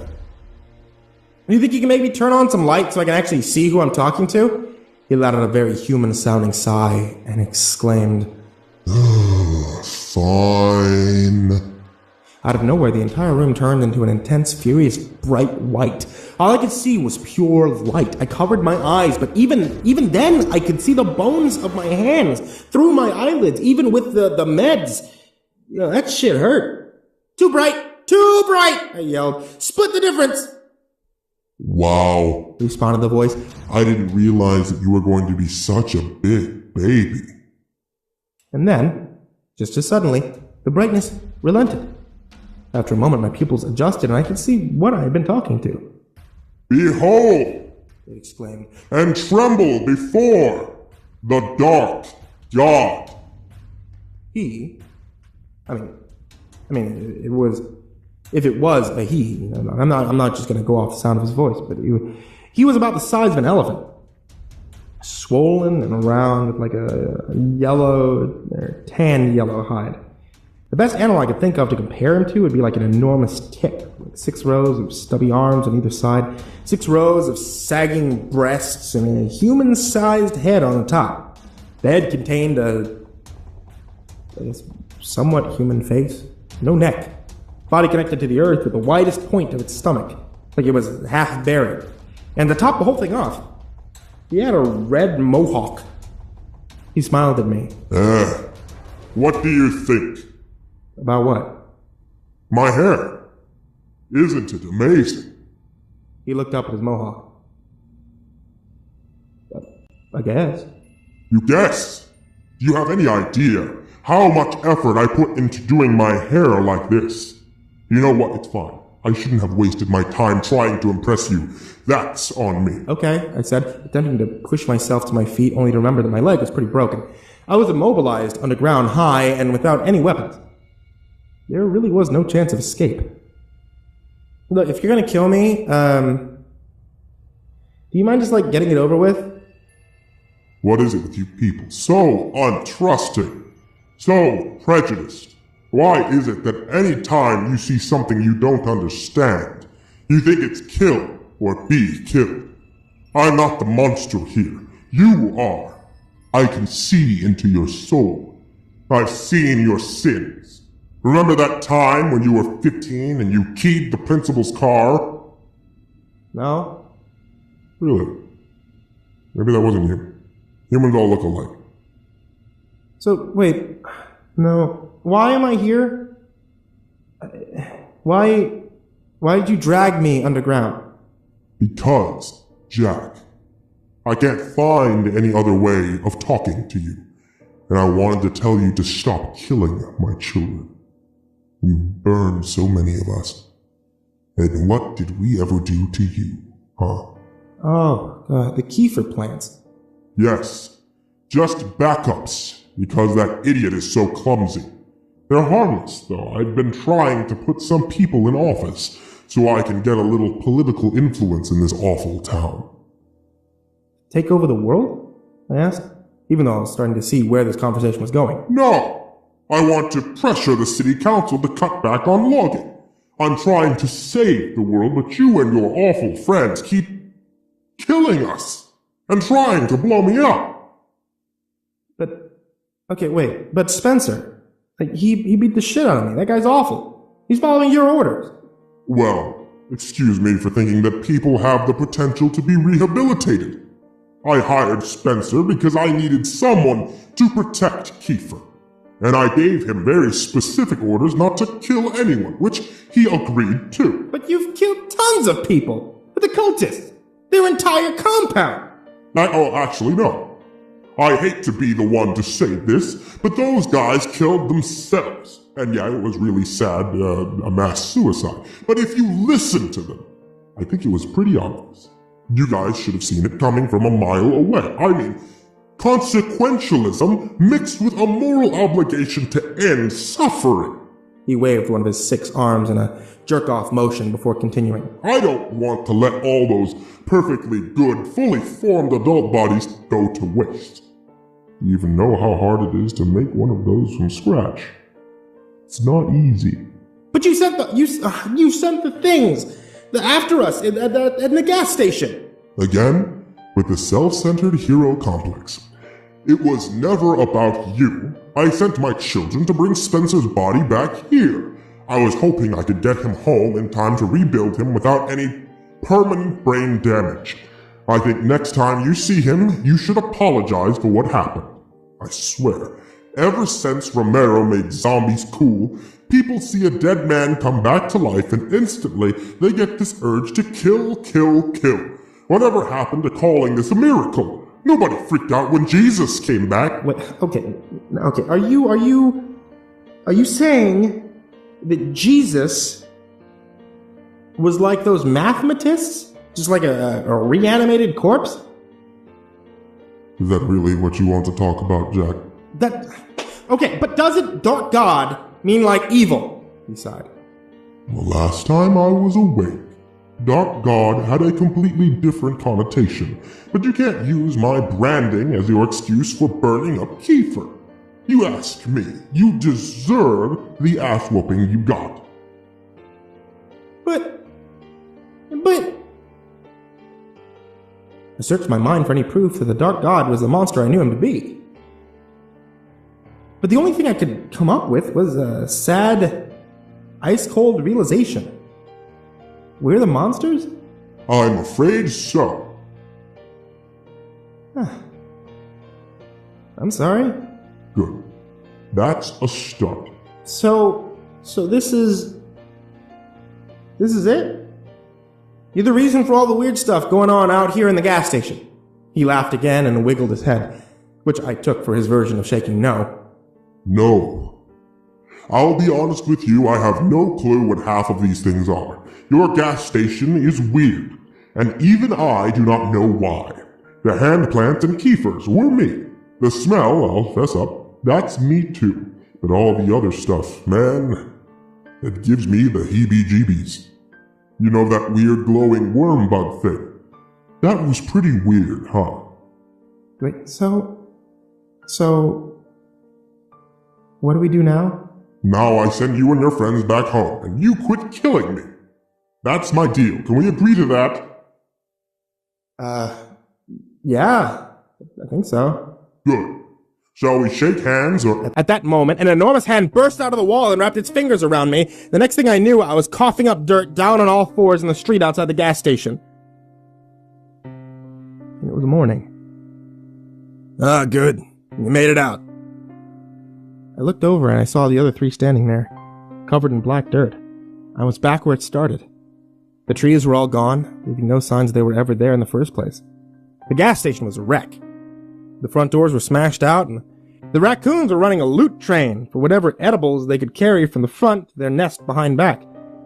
"What happened, man?" asked Carlos. "I'm not really sure," I answered, digging the clumps of dirt out of my nose and ears. "Yeah, well, you're lucky. Your friends made me wait a minute to give you a chance to get out." I looked at my hands. They were nearly black from all the layers of dirt coating them. "Wait for what?" "For this," Benjamin answered as he pressed the button on his remote detonator, and somewhere deep in the woods came an explosion that rocked the earth and sent birds flying into the sky. Carlos's car alarm went off and the pavement cracked. A black cloud slowly started to fill the sky, and I felt something inside me scream and die. "Well," said Benjamin, "if you don't mind, I'm gonna go get lost before 5-0 shows up." Then he walked off into the forest. Hopefully. Never to be seen again. And that's what happened. If you can believe it, I'm back at the gas station working again. Arnold is on personal leave from the police force, and I didn't care to ask for details. So, we have a new deputy babysitting us. I'll try to tell you about her another time. maybe. The police investigated the incident and ultimately concluded that we were the victims of hysteria brought on by a gas leak. And once again, there was nothing supernatural to be reported. I don't know if this is the end of the Dark God, but I do know that I haven't felt any compulsions to continue digging ever since Benjamin blew up that underground tree. Things are settling back into our brand of normal. I still work way too much. I'm still keeping a journal, and weird things still happen at this shitty gas station at the edge of town. In fact, just yesterday, people started reporting that they had seen something in the woods that looked like an enormous raccoon with bat wings, stealing small animals before flying off into the forest. They even said this winged raccoon monster glows in the dark.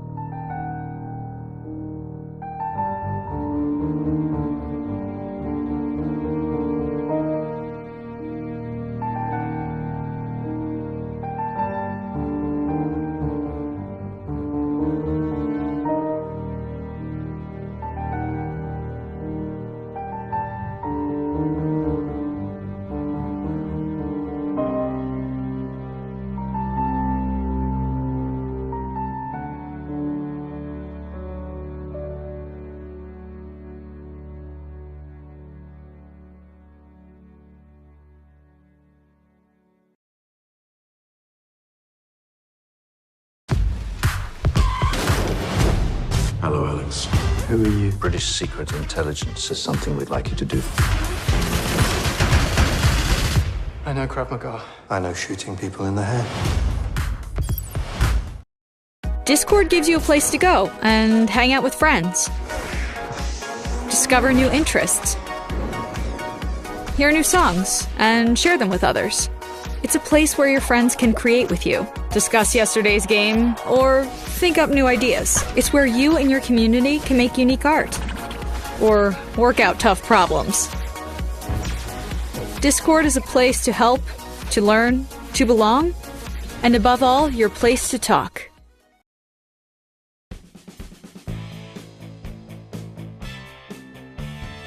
One of the very few perks of living with a rare terminal illness is the way nothing ever seems important enough to get stressed about. See, I'm speaking from my own limited experience, and in no way would I recommend you go out and get your own rare terminal illness, if you don't already have one. But in my case, I was able to make peace with the reality of my impermanence early on.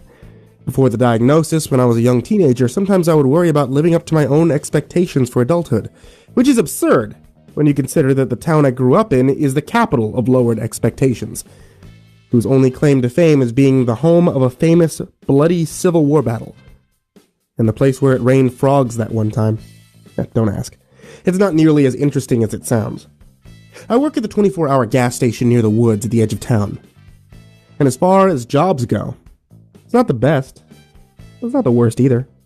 Knowing that I won't be here too much longer dulls any ambition to climb the corporate ladder. Some days churn by without incident, moving the world one step closer to oblivion. Or whatever. Those are my favorites, when I can pass an entire shift by reading a book and minding my own business. I don't need to climb a mountain or visit the Grand Canyon to know what Zen feels like. Tranquility is a quiet, empty gas station at 4 a.m. Of course, some days aren't as uneventful. I've experienced rude customers, drunkards, vicious raccoons that fall on the chaotic evil spectrum of the D&D alignment, a handful of armed robbers, and some other things that I can only describe as weird. I had one of the last type of days yesterday. We had been busier than normal in the weeks leading up to this. Some of the wildlife and fishery agents from nearby towns had been patrolling the woods pretty heavily, and our gas station is the only place for miles to get fuel or fresh coffee. I don't know what the hubbub was about, but I would guess everyone's been on edge ever since those cows were mutilated. Okay, I think that maybe mutilated is too strong of a word to use. Somebody has been sneaking into cattle farms and shaving the cows bald. Who knows why? Small towns get bored. I wasn't paying attention to the time because I never do, but it was late in my shift in the middle of the night when the deer poked his head inside the gas station. I had just finished my book and was checking my phone for weather updates when it happened. The glass door was pushed slightly ajar, and a large deer with an 8-point rack of antlers was slowly inspecting the store, scanning its gaze from one corner to the other, its nostrils flaring each sniff. It stopped moving and pointed its giant black eyes right at me. I remained perfectly still, except to put my phone down because this was more interesting than the possible snowstorm headed our way in the next few days. We stared at one another for just a moment longer until the deer pushed the door the rest of the way open and stepped one foot inside. Now, whatever you're imagining right now, it's wrong. And I know that's my fault because I'm telling you this story, so I apologize. There were a few key details to this deer that I haven't mentioned yet. First, the deer's head was about 7 feet off the ground, and second, I could see through the glass of the front doors that this deer was standing upright. From antler tip to pelvis, the deer was just like any other ordinary whitetail that I had ever seen in the woods or this side of the interstate. Tan fur, long neck, confused expression, but at the legs, he turned into something else. If kangarooish was a word, I would call his legs kangarooish. He stepped a kangarooish foot into the store and waited like he was making sure that the ground wasn't going to fall out from below him. When it didn't, he put the next foot forward. The door shut behind him, and the deer started walking down the gas station aisle, his antlers barely missing the fluorescent lights hanging from the ceiling by millimeters. I didn't think much of it at the time, but when I got to work earlier that night, the other workers said something interesting. I was taking over the safe from the only other full-time clerk, Jerry, who, according to what I heard from a pretty reliable source, has been pretty salty ever since his cult went and had a mass suicide without inviting him. Before he left, he told me that the lag was getting worse and maybe it was time we do something about it. See, there's something wrong with the mirror in the gas station bathroom. There's a delay in the reflection by about a half a second. Sometimes, if the weather's acting up, it gets much worse, or at least more noticeable. We had plans to replace the mirror, but couldn't do it because we're lazy. And mirrors are expensive, and besides, how important is it to see your exact reflection anyway? It's a gas station bathroom, not a salon. That wasn't the weird thing, he told me. The weird thing was that a man had come by earlier wearing hunter's camo and left his number, telling Jerry that it was imperative that he contact him in case we see anything unusual. I had dismissed that as being too vague to have any meaning at all. What is unusual at the gas station? A solar eclipse? A bipedal deer? A completely normal day? Besides, I don't work for him, and if he's looking for the deer creature, he can find it on his own. I watched the deer walk slowly towards the bagged chips display and put his nose to it, sniffing voraciously before stepping back and scanning the entire store again. His arms, or front legs, I'm not sure, dangled at his sides with cloven hooves as he walked over to the refrigerator drink case. He tapped the glass a couple times with his antlers before figuring out how to reach out and pull the door. It was like watching a toddler figuring out a puzzle. It's frustrating. I almost got up to help him, but then finally, mercifully, he got his foot finger around the handle, and the door creaked open. I had to hold back my laughter as the deer fumbled at a bottle of water and somehow managed, barely, to pull it out of the case before sticking the top of it into his mouth and chewing at the cap until it ripped open. The deer leaned his head back with the bottle sticking out of his mouth and stared right at me as he guzzled the whole thing down in one continuous stream. Next, the buck sauntered over to the coffee machine and gave it a whiff. The smell apparently didn't gee-haw with his disposition, and he reared back and shook his head fiercely, probably for the best. Finally, the buck finished his round and walked up to me and stopped on the other side of the counter. From this close, I could smell the creature, and surprisingly, he smelled like grape soda. He tapped his hooves, fingers, hands on the counter a couple of times, then looked back to where he had dropped the bottle of water, then back to me. "Okay," I said. He tapped the counter again, so I went ahead and punched in the code for a bottle of water at the register. That's gonna be 89 cents. The deer took a step back, looked down at himself, and started patting his body where his pockets would be, if he were wearing any pants. Then he looked up at me and blinked a few times. "You're putting me in an awkward spot here," I said. Right then, the creature started belting out a strange animalistic noise that I can only describe as a combination between donkey and dolphin. "I don't know what that means," I said over his noise. But then he just got louder and louder and then threw his head back, emitting this weird call into the ceiling. "I don't know what you're saying," I said back. "I don't speak deer." The creature threw its head back down, barfed up a green, wet clump into the counter in front of me, and then it was silent. I looked at the clump. The deer looked at the clump. The deer looked at me, then back at the clump. Oh, I reached out, I grabbed it by the corner. Sure enough, the deer had coughed up a mucus-covered $1 bill. Okay. I wiped the sliminess off on a dish rag I kept near the register for spills, and then put the bill into the till with the rest of the money before fishing out 2 nickels and a penny, which I offered to the deer, in which the deer promptly ate out of my hand. He turned towards the door and flicked his tail a few times at me before I noticed the strange tableau outside the gas station. At least half a dozen other deer were out there, each standing tall on 2 kangaroo feet and staring right at me. There was another stag, pack of does, at least 1 fawn, only 4 feet tall. The buck struggled for a few seconds to pull the door open. "Do you want me to—" Before I could finish, he had it wide enough to slip outside. Then they all left, walking proudly toward the forest line. It wasn't until about 5 minutes later that it occurred to me that I should have taken a picture or something, but without any proof, I guess it's just going to turn into one of those weird stories that nobody ever believes. I dug through my backpack until I found a book that I hadn't read yet. I opened to the front page. It was at least another hour before I had another customer come into the store.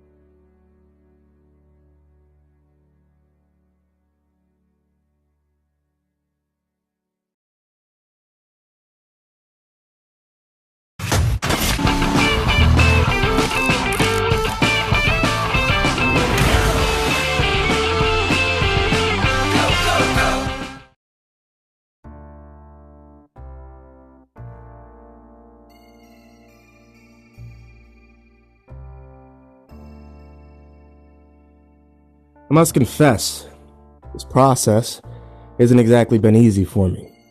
Wading through the memories of what happened feels like digging through the rubble of your home after a tornado. I look for anything worth salvaging, and try to ignore the rest. Those 3 days feel like an exposed nerve in my mind.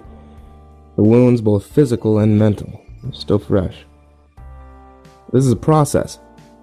My shrink says the best way to heal is by facing the trauma head on. So, I force myself to remember it one more time. Put it all on paper.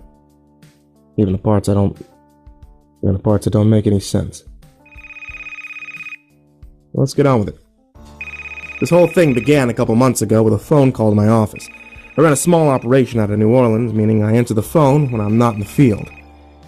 I'm one of the dozens of private investigators in the city specializing in infidelity cases. Yeah, I know. Quite a cliche, but pays the bills and keeps the door open. More or less. "Reagan's private investigator," I said in the receiver. Answering the phone is just another part of the job. Usually old clients looking for an update or the occasional confused telemarketer.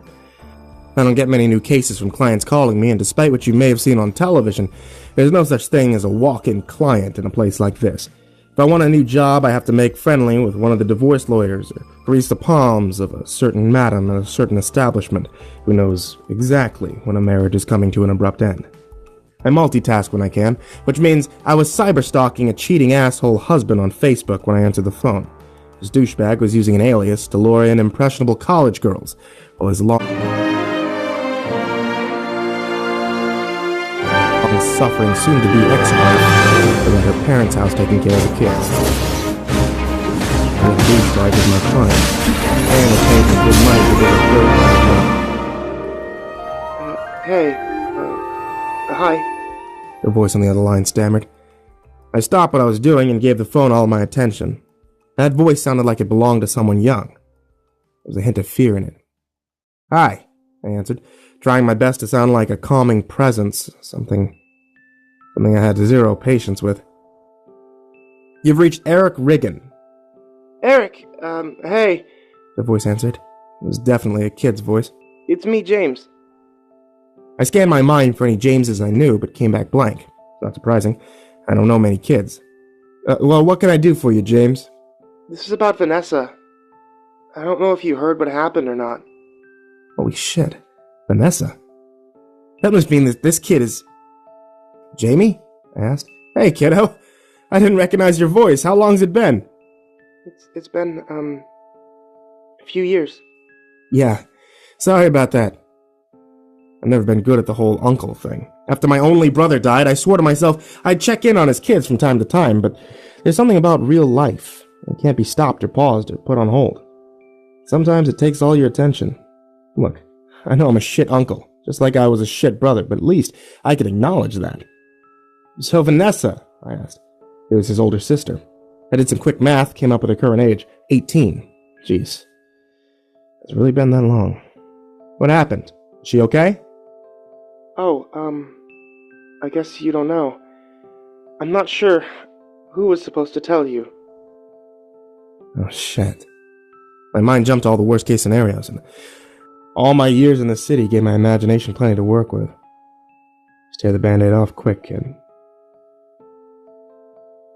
I haven't heard anything, Jamie. Tell me what happened. She's missing. Missing? She's 18. She's got rebellious Riggin blood. And if she's anything like the last time I saw her, smart as hell. Missing could be anything. How long? I asked. 2 weeks. Who was the last person to see her? Did she say anything? Leave a note? Pack a bag? I was overloading the poor kid.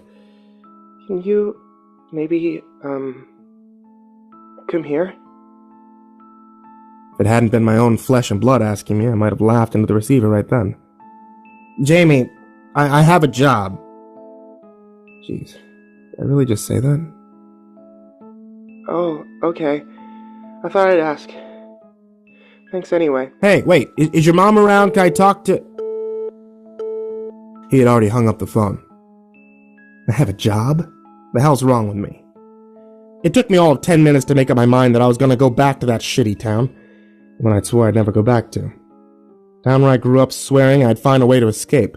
A town where I left my brother's body in the ground. I made arrangements to put what cases I had on hold, sent some select screenshots to my douchebag client's wife from an anonymous email.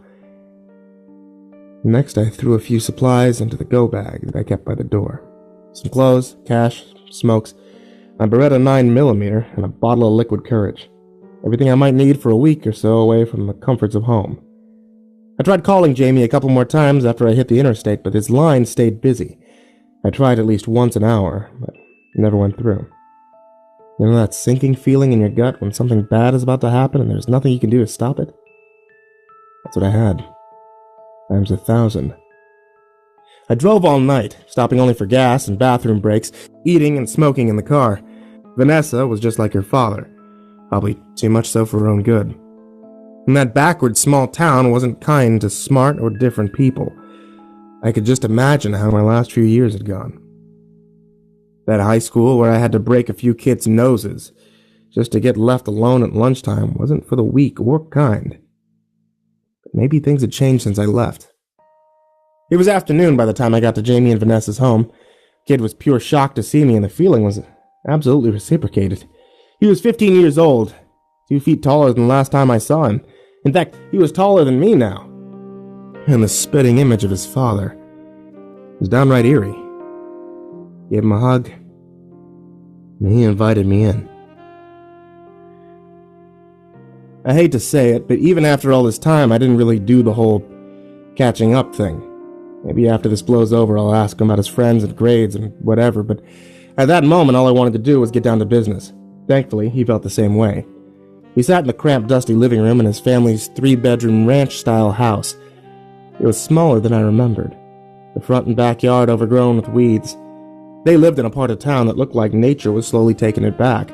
I would say that they were in the poor part of town, but that place only had poor parts. The fact they weren't living in a trailer put them in the top tier of luxury.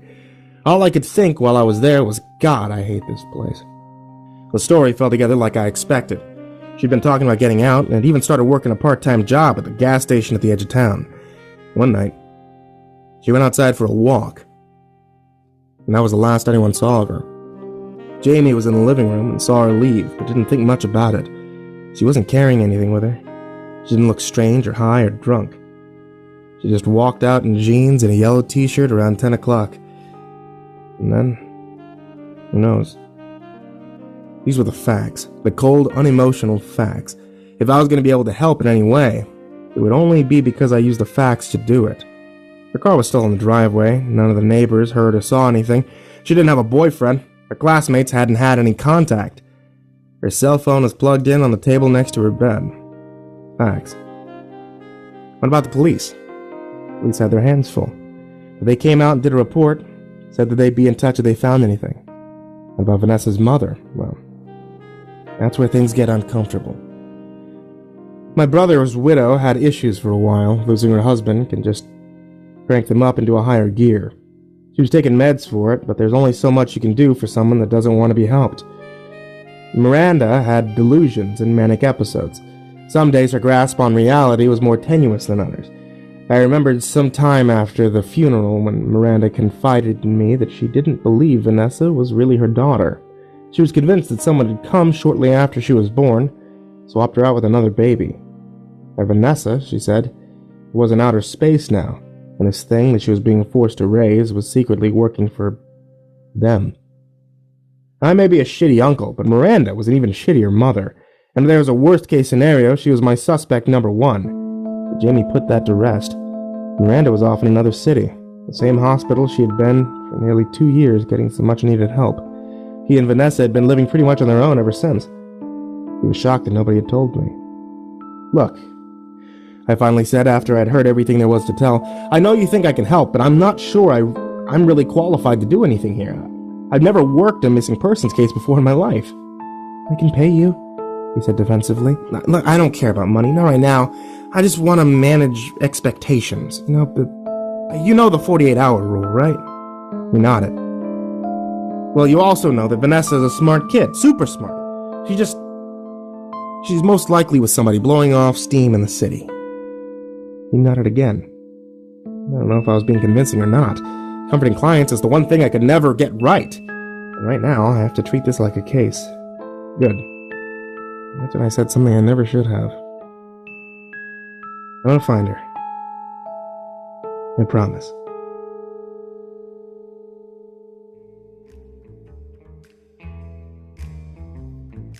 I made my first stop at the sheriff's station to check on the status of our investigation. The receptionist made me wait in the lobby for about half an hour, which I spent on my phone looking up any new and public information I could find about this place. It's remarkable how much knowledge is out there on the internet. The social media, everybody is an amateur reporter.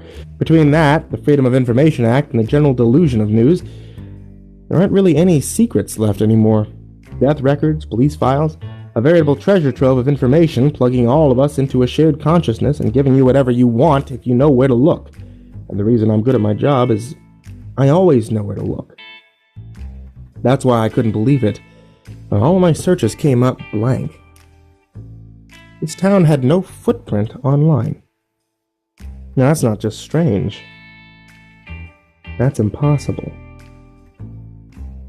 With a town this small, in 30 minutes I should have been able to find who the mayor was banging. But I couldn't find an article about Vanessa. The sheriff will see you now. the receptionist said, snapping me back to reality. His name was Clyde. He was an older guy, bald on the top, and a smile that looked forced. The desk was clear save for a single telephone, and the wall was covered in a giant dirty American flag. He gestured for me to take a seat. "Oh, what can I do you for?" he asked. I explained the situation and asked him for the police reports concerning Vanessa's disappearance. "I'm afraid I can't help you," he said. "Miss Reagan's case is part of an ongoing investigation. Look, I'm not trying to break balls or get in the way here. I just want to help find my niece." The sheriff let out a long sigh and lost the smile, dropping the facade. I knew that look from all the times that I had it on my face. It was bad news that he didn't want to deliver. "We had a lead on what happened to your niece. A bunch of kids went missing not too long ago, part of some neo-religious bullshit cult. We think maybe Vanessa got caught up in it somehow." "Yeah? What are you thinking?" "No, we don't know. They had a suspect in custody." "Jesus Christ. You don't think he murdered him, do you?" The sheriff thought for a moment, came back with a thick file, dropping it on the desk in front of me. "Everything we have is in there. Case got pretty fucking strange. We're still piecing it together. You look like a smart enough guy. I don't have to tell you. Yeah, you didn't give me this file. I don't know anything." "Good. But if you do find anything, you'll know as soon as I do." I thanked him, and we shook hands before I left. Out in the lobby, I saw a couple deputies fixing themselves some coffee. I approached them and asked, "Mind if I grab a cup?" "Knock yourself out," said the bigger one of the two. He was an intimidating figure, 6'2", built like a linebacker. The name on his pin said Williams. The smaller one was still taller than me, but lanky and young, probably a fresh recruit. His pin said Franklin. Franklin folded his arms and sized me up. "You some kind of reporter?" he asked. "No, not me. I'm Vanessa Riggins' uncle." "Who?" he asked. I gave them my best cold stare. "Vanessa Riggins. The young woman that went missing a couple weeks ago?" Franklin shrugged and said, "Which one?" Williams hit him in the chest. "Show a little humanity, man." "Sorry, I didn't mean...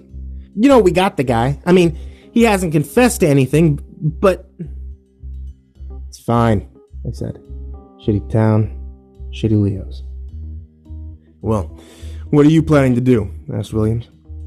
"I'm retracing her last few days. I guess I'll go check out the gas station where she worked."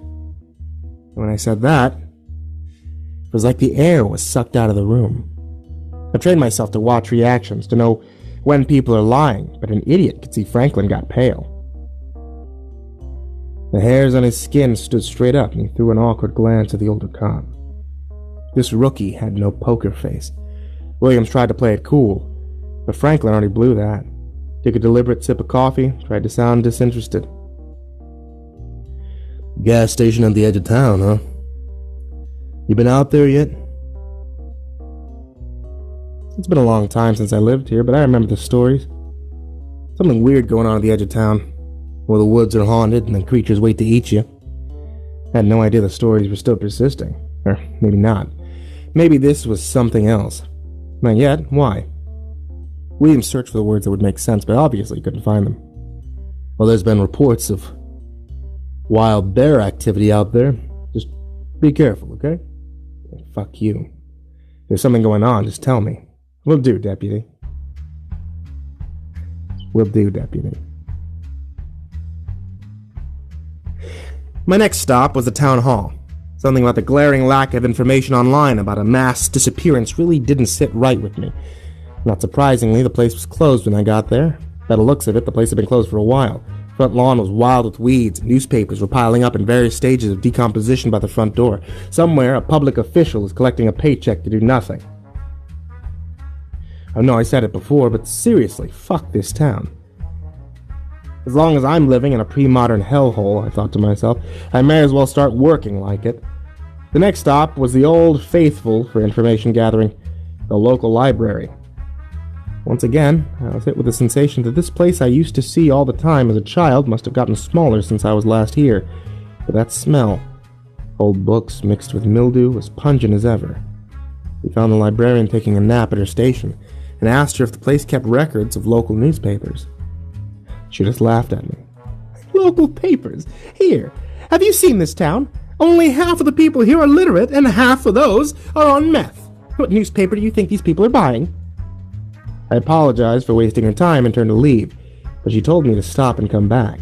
I think she felt sorry for me. Hey, look, if you need information about this town, there is one guy who can help you. He's been around long enough, and he knows everything and everyone.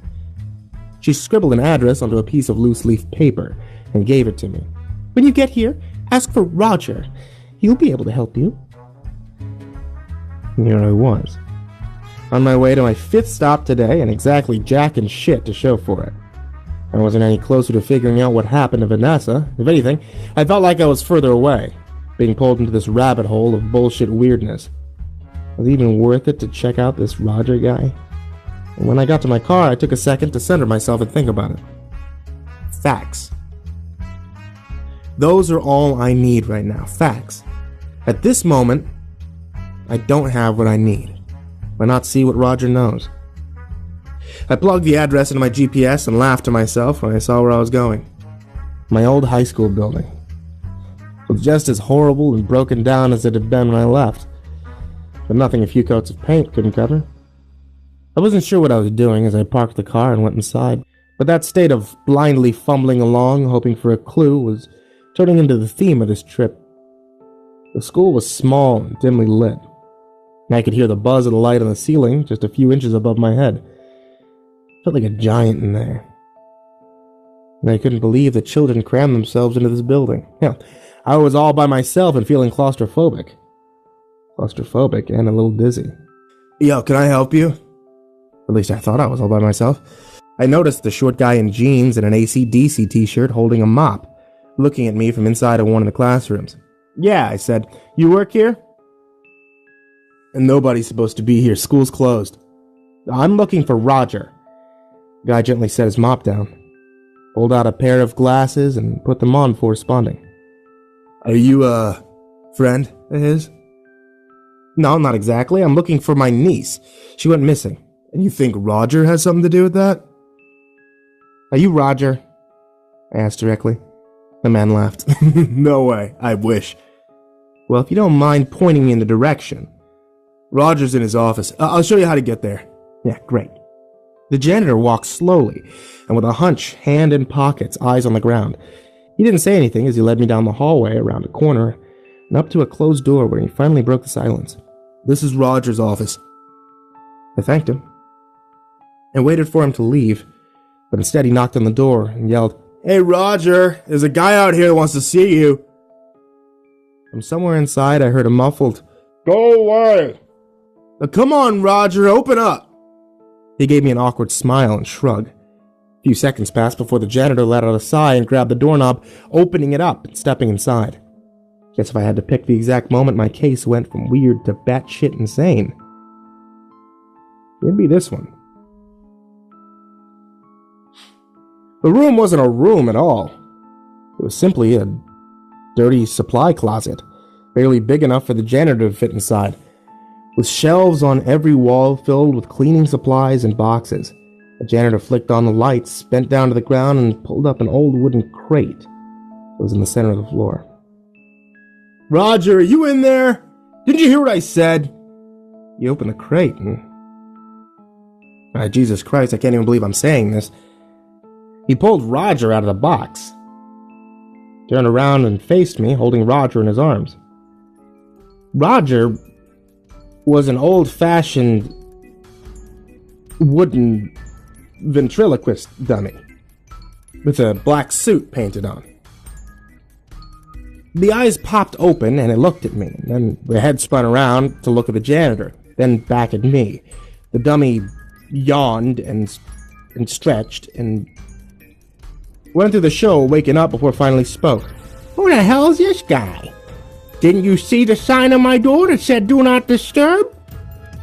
Roger's voice had a slight tinge of Bostonian accent. Couldn't help myself.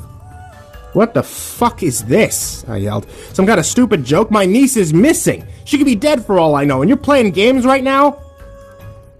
It took a lot of self-control not to sock the janitor across the face. Instead, I just turned and started to walk away. Detective, wait! He yelled in his puppet voice. I stopped and I turned back. How did you know I was a detective? I asked.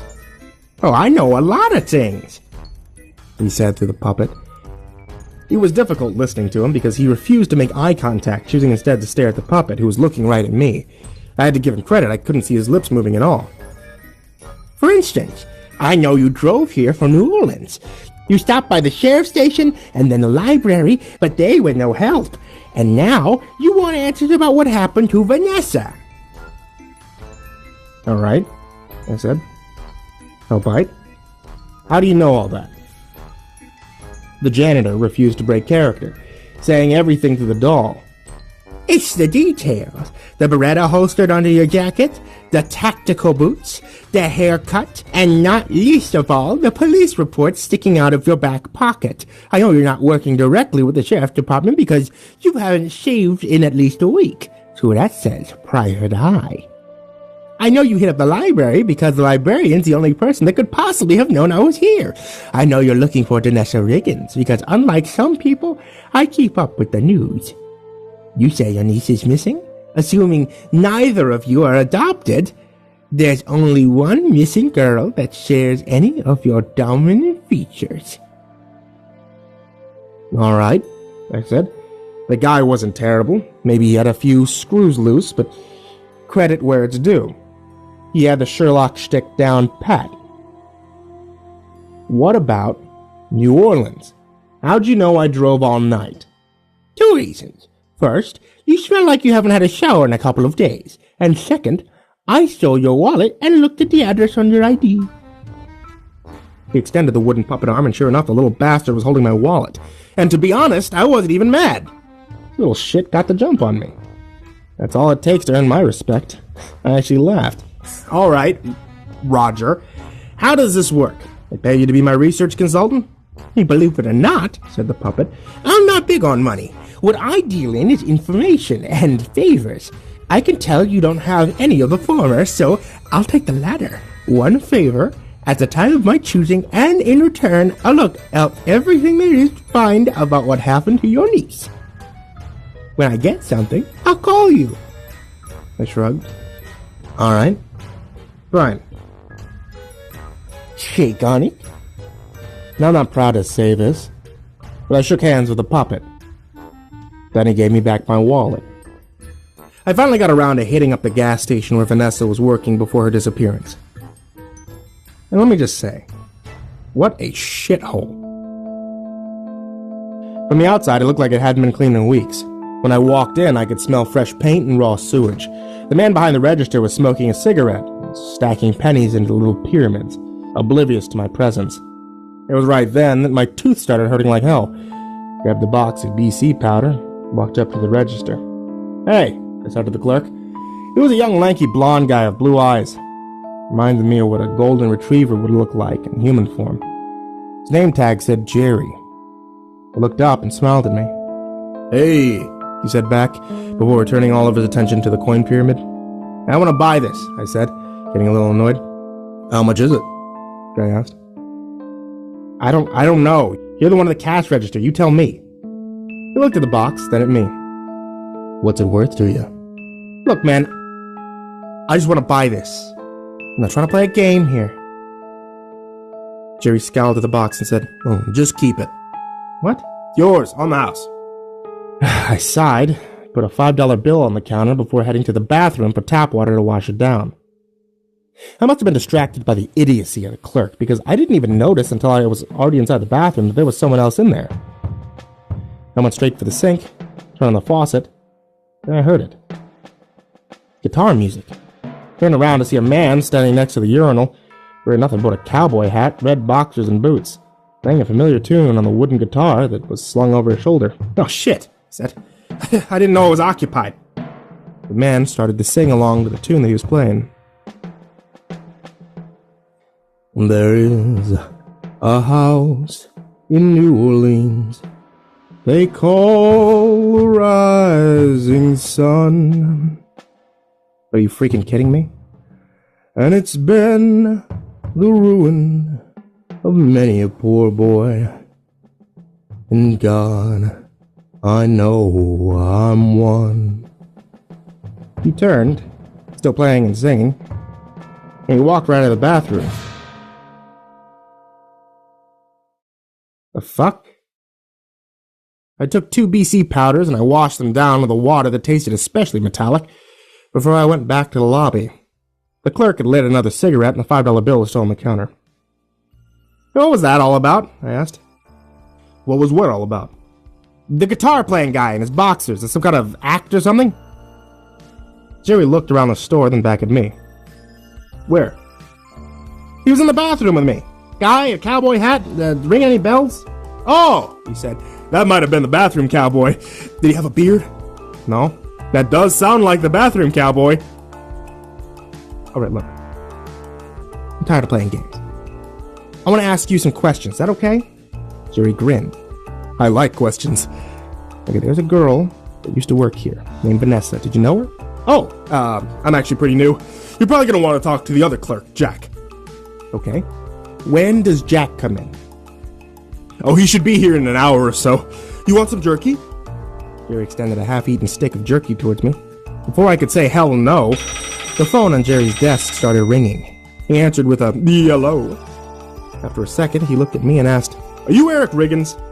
That's weird. Yeah, it's for you. He handed me the receiver. Is Eric? Mr. Riggins, this is Sheriff Clyde. I've been trying to reach you. Figured when your phone kept going to voicemail, you must be in the part of town without the reception. Is there a development? I asked. No, look. I don't know how you know Roger, but next time you see him, tell him that we're even. What do you mean? Roger's calling in his one favor. I know you've probably done interrogations before, right? Well, I'm giving you 20 minutes with the suspect that we have in custody. After that, you're done. Officially, this never happened. Come here before I change my mind. Wait, are you serious? I'm always serious. Okay, I'm on my way. What's his name? Spencer Middleton.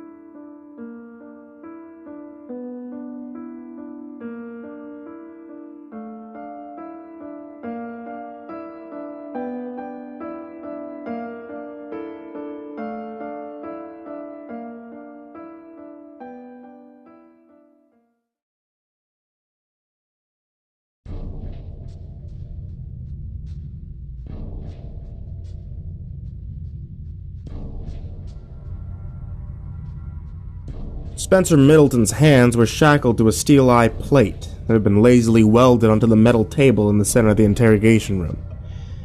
It was barely larger than Roger's supply closet. One light overhead, no window, 2 folding chairs, and a plastic camera tripod in the corner closest to the door. They had put him in an orange jumpsuit a couple sizes too big, and somebody had roughed him up pretty good. He had a swollen shiner on his left eye that blended into the purple bruises covering most of his face. When he saw me, he grinned. Hey, you don't look like a lawyer. You sure as hell ain't a cop.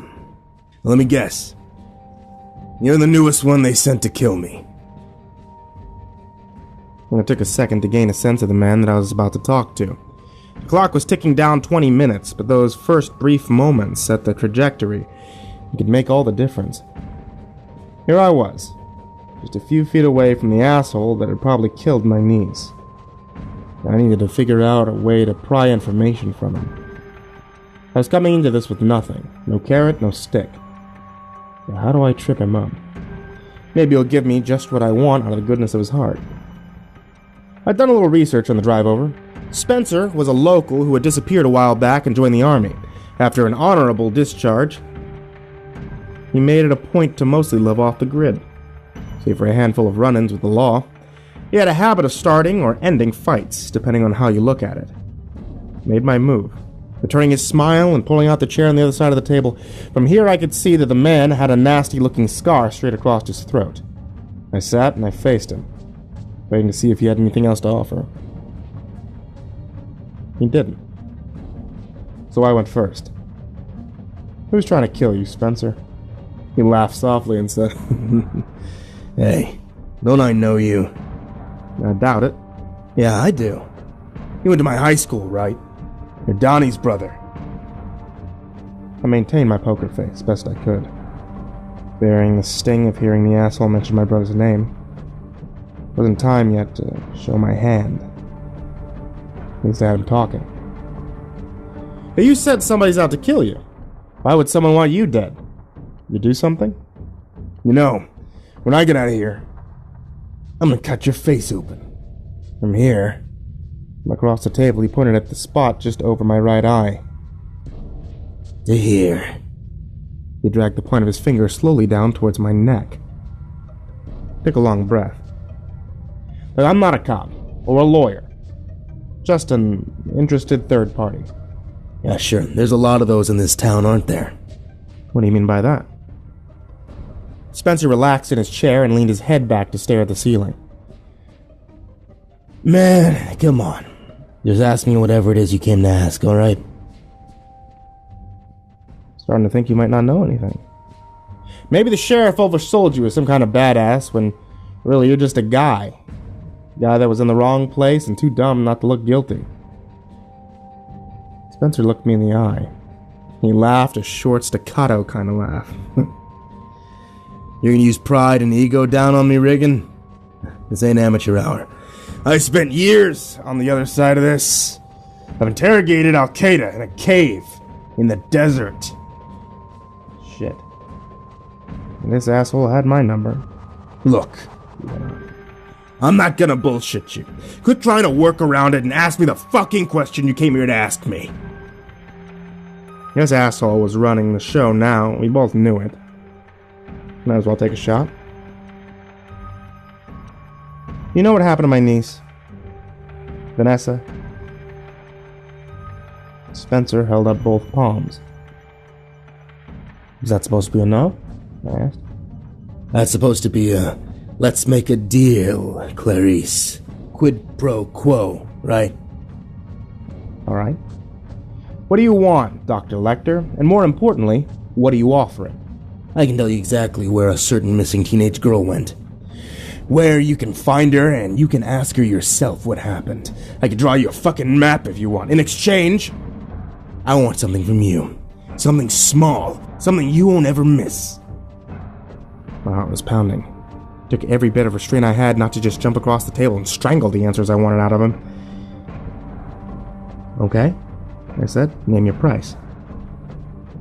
Spencer leaned in and spoke each syllable deliberately. I want one of your teeth. He smiled and laughed again. What the fuck did you just say? That's all I want. I want you to pick a tooth. Any tooth.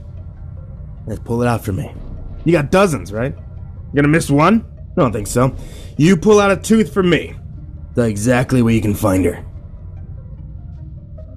No, if you burn in hell, you piece of shit. Really? You value your teeth more than your own family. Good thing your brother isn't alive to see you make this choice.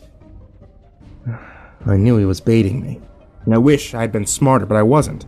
I jumped out of my chair so fast it launched across the room and swung a wild right hook that would have broken bone if it had landed, but he dodged it by an inch. Caught me by the fist and used my follow-through to pull me across the table. My face hit the metal, and before I knew it, he had hooked his arm under my chin. In a single motion, he twisted me onto my back and locked his arm against my windpipe, squeezing tighter and tighter until I started to black out. I tried to scream, but there was no way air was coming in or going out, and the world went black. I knew I was done for. That son of a bitch was faster and stronger than I could have expected, and I'm glad I'm more lucky than careless. I didn't hear the deputies come in, but if they had waited a few more seconds to pull me away, well, I might not be here right now. As they helped me out of the room, Spencer let out a loud, gleeful cackle that followed me all the way into the lobby. It was getting dark by the time I patched up and was leaving the sheriff's station. I had decided to spend the rest of the day getting shit-faced, that asshole, all but confessed to killing Vanessa, but that wasn't enough. He wanted to, he needed to, rub it in my face. And I let him.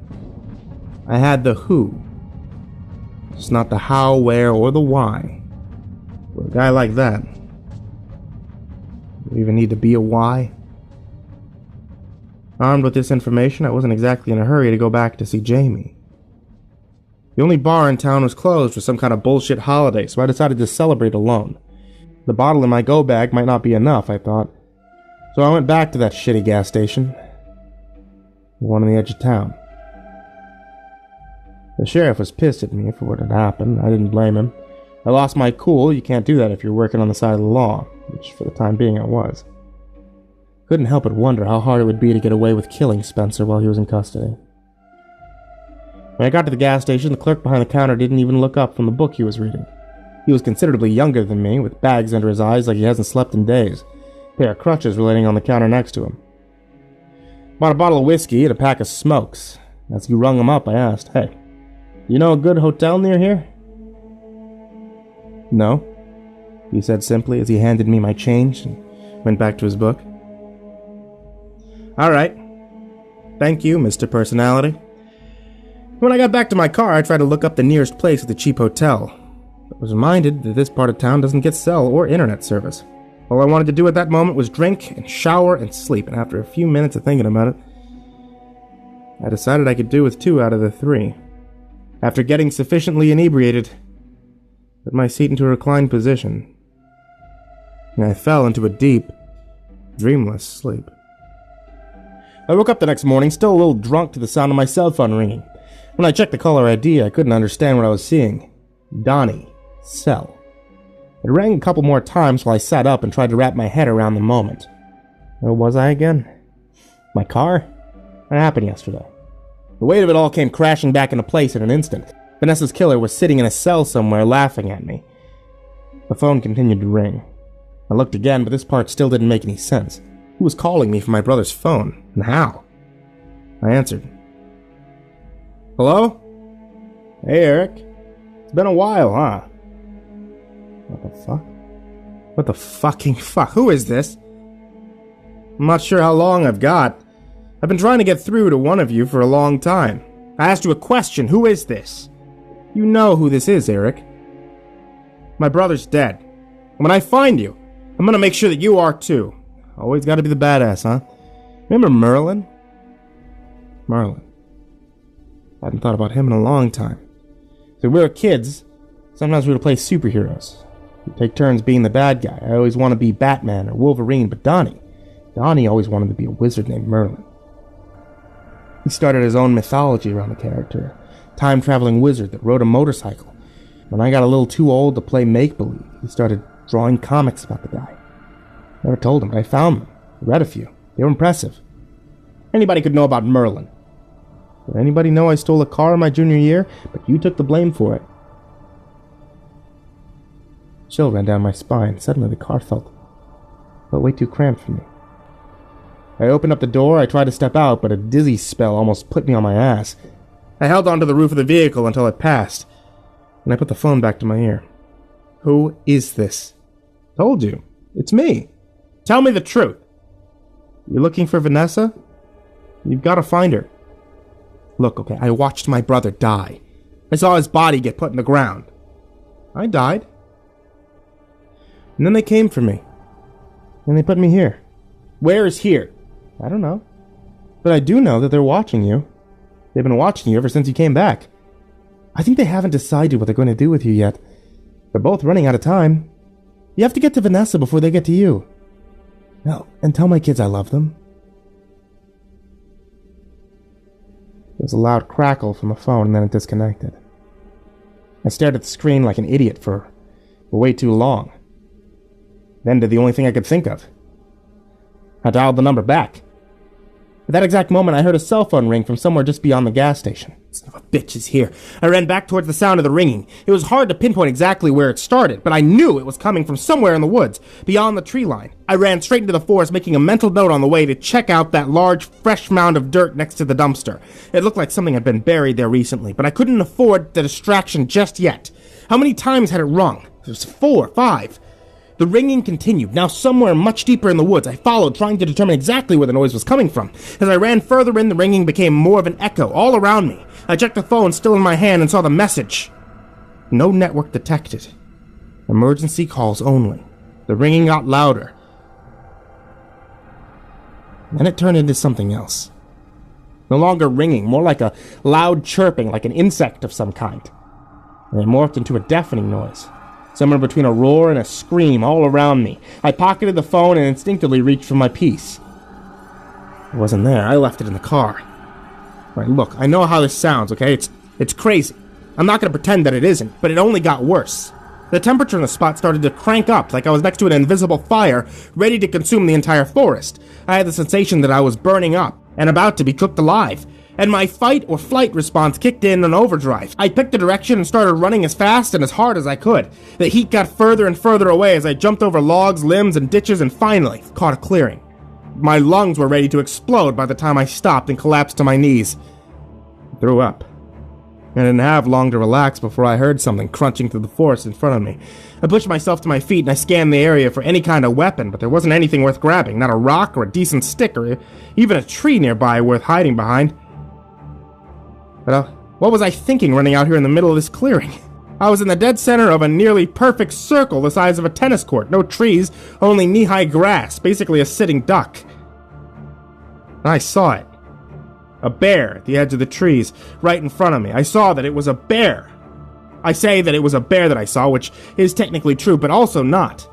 It looked at me, and I was convinced that I had lost my mind and gone crazy, because in that moment, nothing made any damn sense. The thing I was looking at was, best I can tell, an enormous grown man, nearly 7 feet tall, wearing a tan teddy bear costume, complete with an enormous felt head and had black button eyes the size of saucers, like some kind of school mascot from a nightmare. It was covered in dirt and leaves, and when it saw me, it started waving excitedly.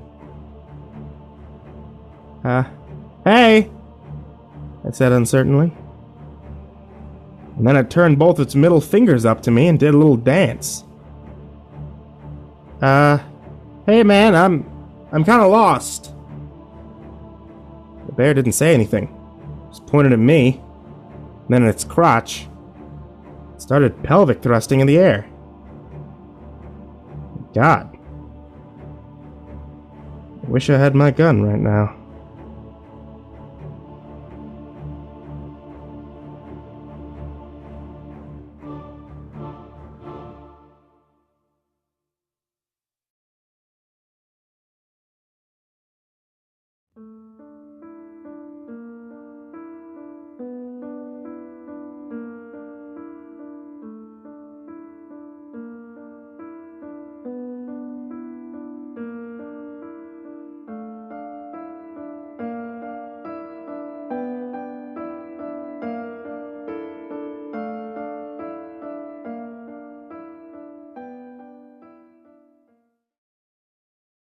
Hey there kids, it's me, Mr. Creepypasta, and I'm just going to take a quick second of your time to let you know about our sponsor that's helping keep the lights on in this place.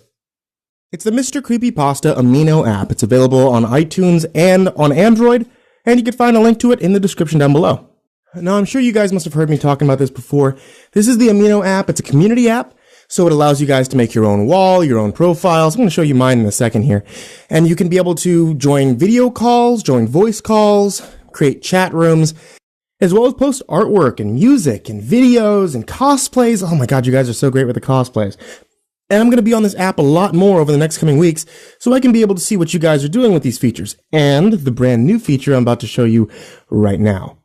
But the new feature I really want to tell you about is the face recognition and the custom avatar feature. But that's not actually the coolest part, okay? So, yeah, they have these neat little avatars. Oh god, I look a little drunk. They have these neat little avatars you could be, as well as like a whole bunch of other faces that you're able to see there. But The coolest part, I'd say, is that you get to make your own custom avatar. So I've been experimenting for a while, trying to get a Mr. Creepypasta one to work, and then trying to get a Jeff the Killer one to work, and I wasn't having too much luck with those. I can say that I managed to get a Blue Man Group one to work, so that's something. What I will say is I want to see what you guys can come up with. So I wasn't able to get some of the drawings to work, but I believe that it can work. You can be able to record, if you can see there's a button at the very bottom there, that allows you to record whatever you'd want to be recorded. Ooh, I have a suit. And then also, then you could put in your own backgrounds, or you could take a screenshot. Just post it over to my wall, and I'd love to be able to see whatever you guys come up with. Ooh, blue lighting. Ooh, what the? Oh, all right. On to tonight's story.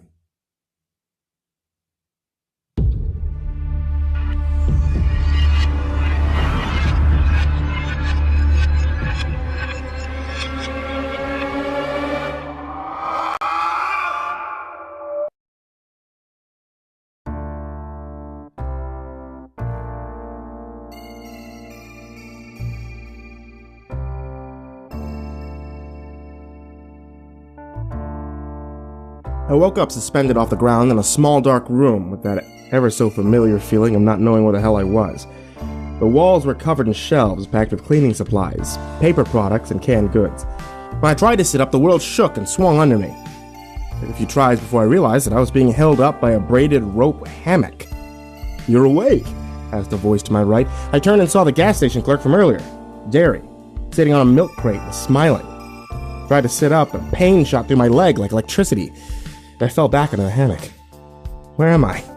What happened? Did you paint my nails? I looked at the nail polish on my right hand. Then at Jerry. Do you like it? No.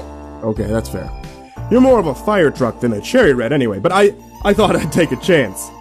I looked at the source of the pain in my leg, and I saw that it had been wrapped tightly in a makeshift duct tape cast that wrapped right around my pant leg.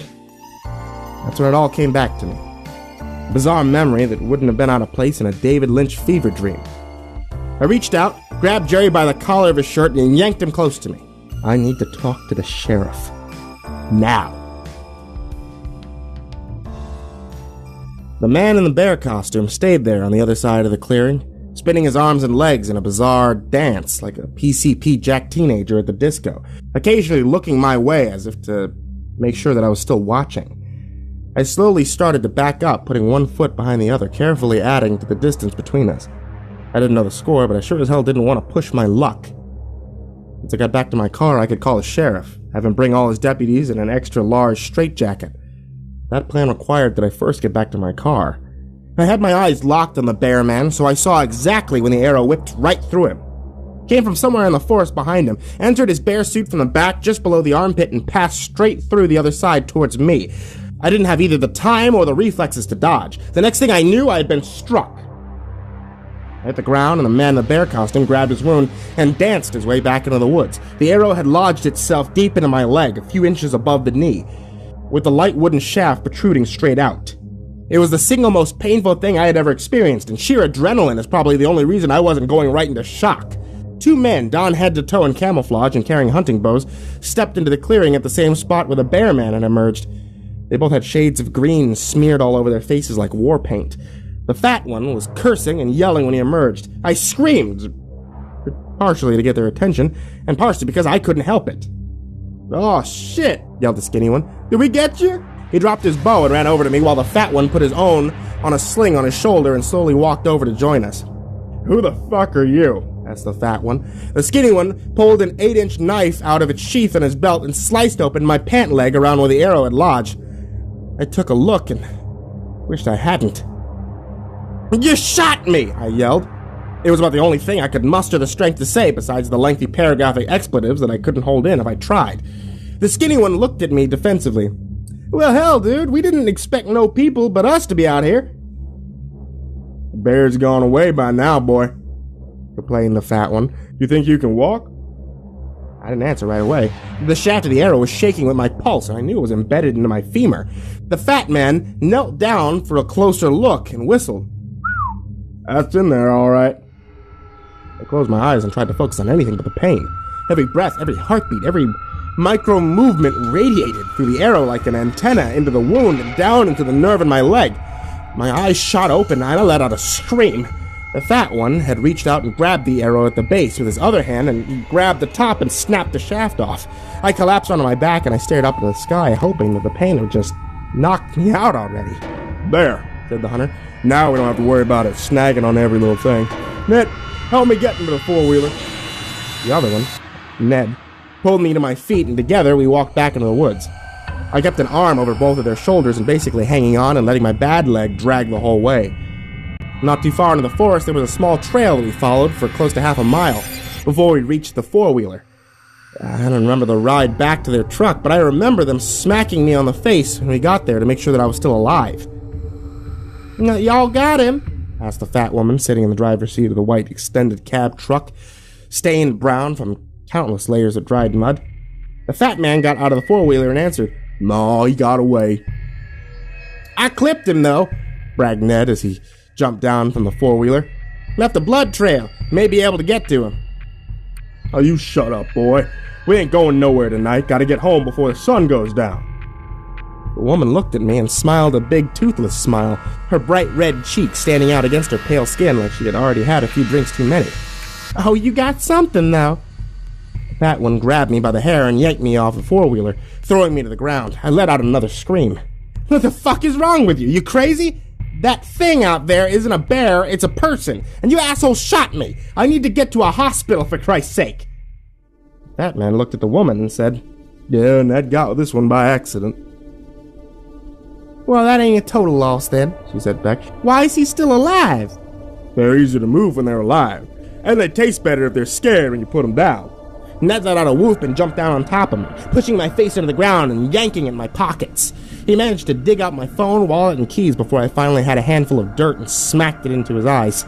He fell off me and I jumped to my feet, running toward the safety of the forest when BANG! Froze. Now I won't be too keen on running back out there if I were you. Put my hands in the air and slowly turn around to face the fat one pointing a .45 at me from what I would consider point-blank range. Close enough that I could recognize it as a Dan Wesson specialist.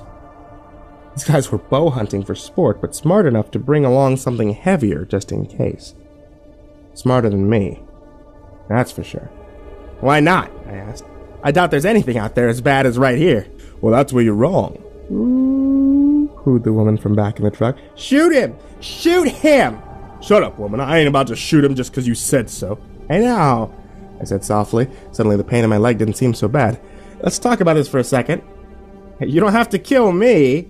I don't know you from Adam. You can just leave me here. We just forget all about this." Ned reached out for the gun and said, "Let me do it. You got to do the last one." Fat one sighed and handed the gun over. "Fine, but aim careful. One shot, one kill." "Oh, wait!" I screamed. I know where the bear is. I can take you to him." "He's lying," whined the woman. "No, I'm not. We're friends. Hell, why the hell else would I be out there in the middle of nowhere with the bear?" Ned gave the fat man a what now look, and the fat man scrunched up his face as he thought about it. "Okay," he finally said. "Take us to him. Then maybe we'll let you go." "Maybe." One gun, 2 hunting knives, 2 bows, a quiver of arrows. I erased every scenario through my mind quickly. How do I get to one of their weapons without getting killed first? Forest, four-wheeler, truck. Is there any realistic way to escape without being shot in the back? Things weren't looking good. But I was still breathing for the time being. It'll be faster if we take the truck. The hunters were being smarter than I would have liked. The big one, I picked up his name was Paul, put me in the back seat of the cab next to Ned. He threw all the weapons, knives included, into the truck bed and climbed into the back with us. I was sandwiched with Ned to my right, Paul to my left, in that tiny vehicle that smelled like shit. Literally. It smelled like human feces.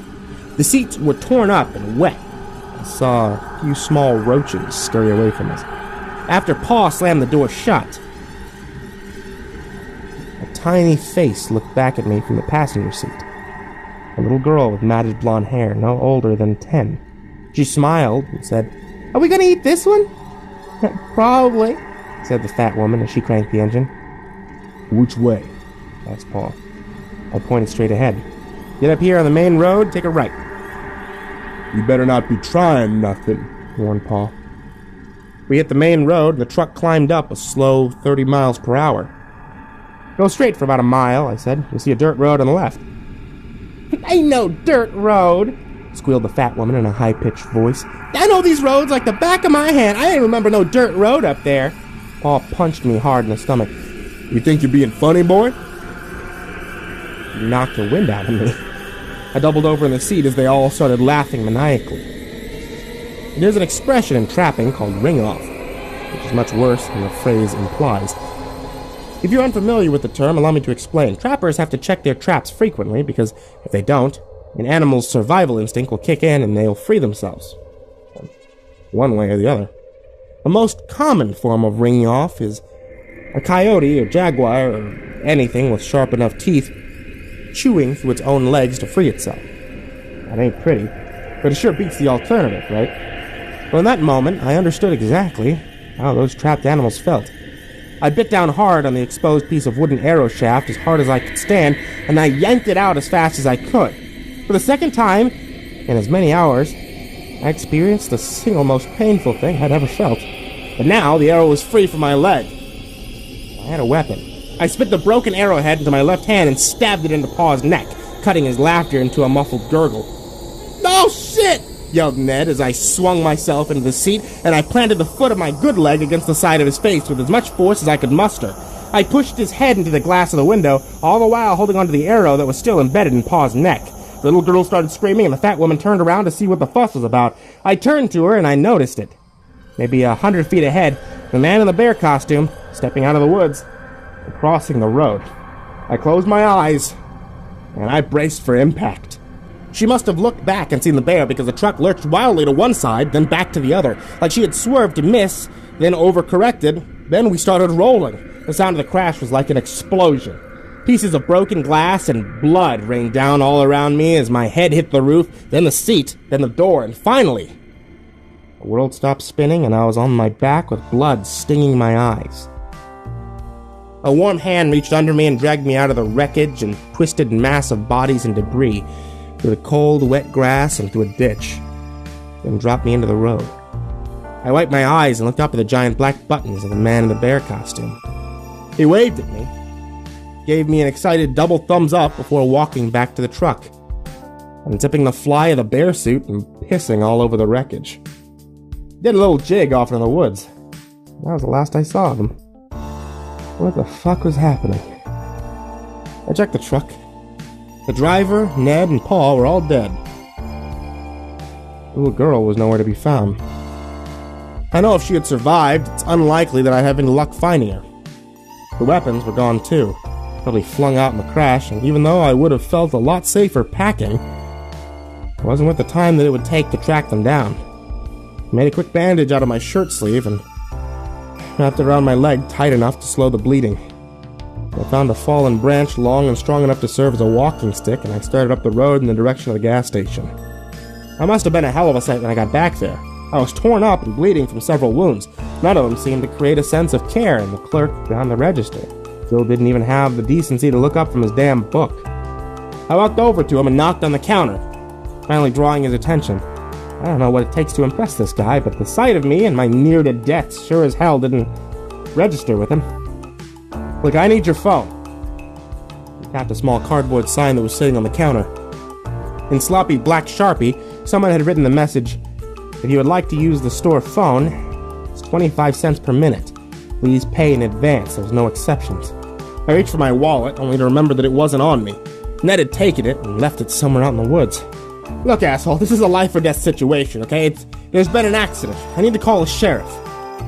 Clerk spun the cardboard sign to the other side, where someone had written, "No exceptions means no exceptions. Not even life-or-death situations. Thank you for understanding. Sign management." Now, under normal situations, I would have resorted to a more physical solution, but at that moment, I started to feel lightheaded and dizzy. The next thing I knew, I was swinging in a hammock with my nails painted. "Where am I?" I repeated the question to Jerry. "Oh, you're in the gas station dry supply closet." "Why?" "Well, because customers were complaining that they They didn't want to keep stepping over you every time that they wanted to buy something. But don't worry. I already called the deputy that babysits us. She's on her way here to arrest you, or whatever she does. And in the meantime, Jack says you can borrow one of his old crutches. To be continued.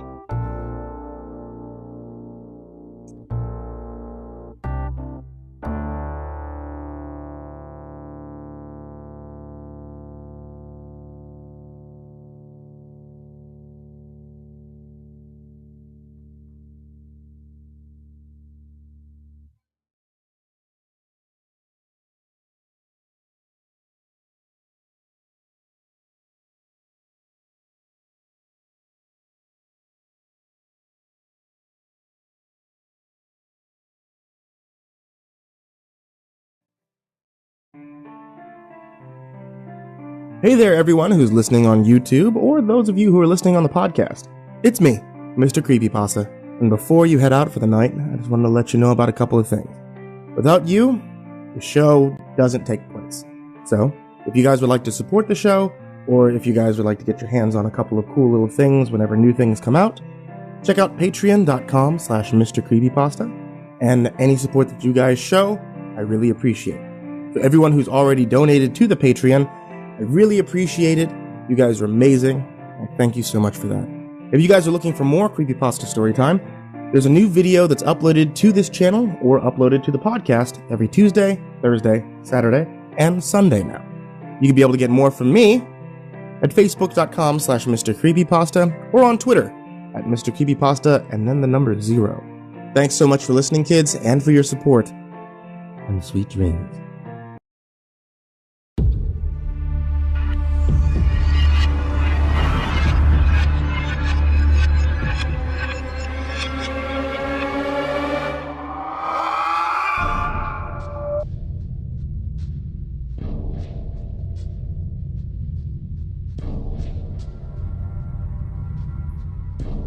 Jerry held out a bottled water, and I took and downed the whole thing in one pull, then forced myself up from the hammock. I need to get out of here. There was an accident. People are dead. Cool, he said. But you probably shouldn't go anywhere until O'Brien shows up. I ignored him. I left the closet on my own 2 feet. The pain in my leg was bad, but bearable. I'd rather power through than borrow someone's spare crutches. When I stepped into the store, the combination of natural and fluorescent lights stung my eyes and gave me the realization that I had absolutely no idea what time it was. Is that him? I looked at where the voice was coming from to see a woman in a deputy uniform staring right at me. She was tall and attractive, dark-skinned with hair pulled back into a ponytail and the look on her face that said, "Don't even think about fucking with me." She had been leaning against the counter next to the cashier, the one with all the books. He looked over at me and whispered something to her that I couldn't make out, which caused her to stand up straight and put her right thumb in her belt next to her gun holster. I've seen that tick before. She was trigger-happy, and ready to put me down if she needed to. "Mr. Riggins?" she asked. I stood perfectly still and put my hands in front of me in the least intimidating way I could, remembering that I still had fresh red nail polish on my fingernails. "Officer?" I said. She took a second, probably trying to figure out what kind of lunatic she was dealing with. In an effort to get in front of the whole thing, I tried to explain the situation. There's been an accident. I wanted to give a statement, but I've been attacked and I require medical assistance. She cocked her head slightly to one side and said, "You look fine to me." Yeah, bullshit, I do. "I was in the truck when it flipped." "What truck? Are you fucking with me right now?" Shit, too much. Now her fingers were on the gun, ready to pull. I needed to reel it in a little. After a long, deliberate, loud breath, I said, "Sorry, officer, I'm a little shaken up because I was in an accident. The vehicle I was in went off the road, and it flipped." "You were in an accident?" "Yes." "Was anybody hurt?" "Was anybody hurt?" That was unexpected.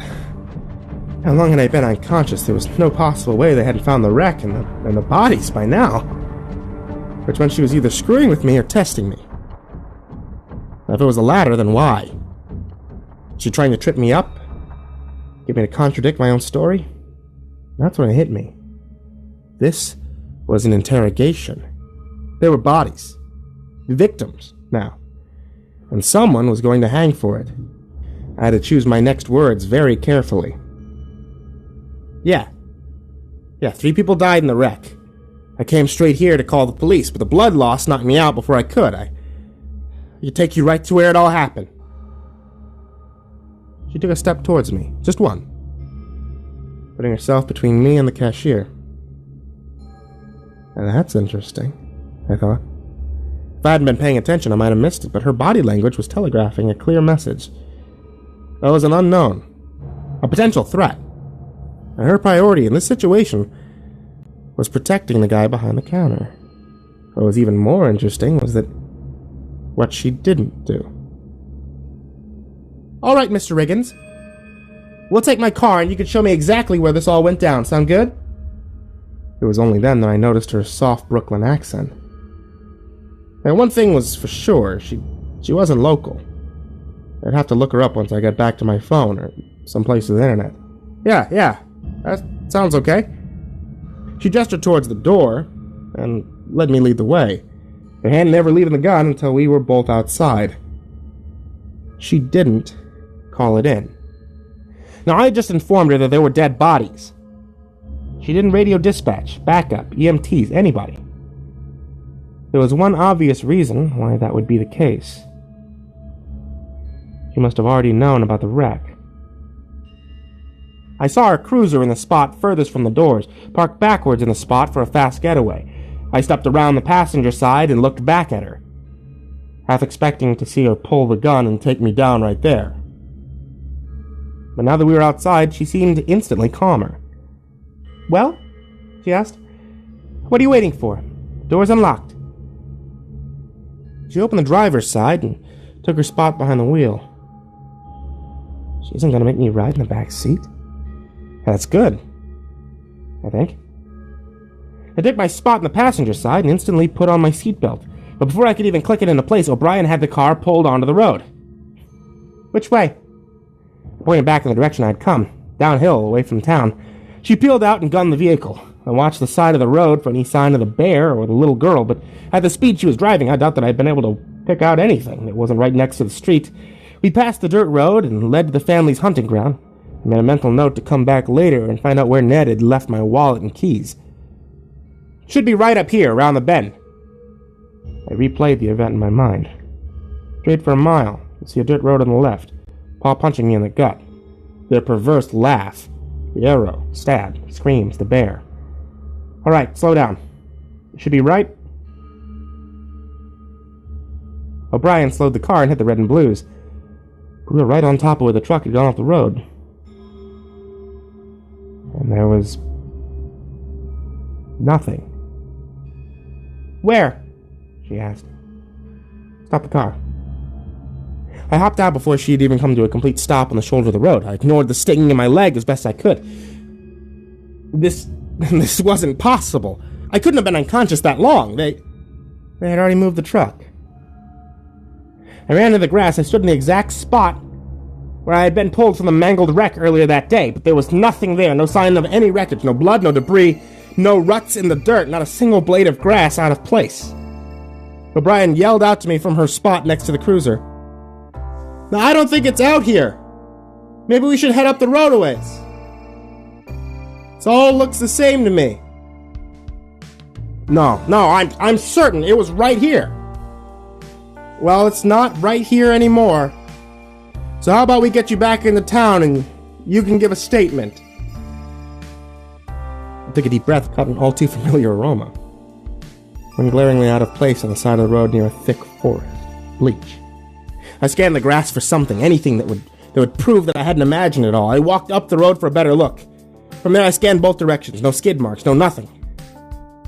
This wasn't a pull the wreck out of the woods operation. This was a hardcore cleanup crew. Somebody had put a hell of a lot of effort into covering it up, but why? Does this street look like it's been cleaned recently? I asked. O'Brien scoffed by the way of an answer. I crossed the opposite side of the road and I knelt down. Pretty sure there's not a wreck over there either, nail polish. Whoever did this had resources that I couldn't barely even fathom. This would have taken money, manpower, precision, but even the most thorough cleanup crews would make mistakes when time is a factor. I reached into the grass, I picked up a tiny shard of broken safety glass. An old silver pickup truck pulled up behind the deputy cruiser, and again, I reached for the empty spot on my right side. Like a phantom limb, I kept expecting to find my handgun, only to remember that I'm as vulnerable as when that family were arguing over who got to kill me. The man stepped out of the truck and came around to face us with a big, friendly smile. He was late 50s with a dirty white beard and a camo jacket, a tucked-in white shirt that showed off a pot belly spilling over the edge of his jeans. "Morning," he said to me, basically ignoring O'Brien. "It's still morning?" I hadn't actually seen a clock since I woke up. There's no way all of this could have been cleaned up in just a few hours. "Hey," I said back. He laughed and said, "You look like shit. What happened?" I cut myself shaving. He finally acknowledged O'Brien with the simplest flash of eye contact before looking back at me and asking, "Y'all lose something?"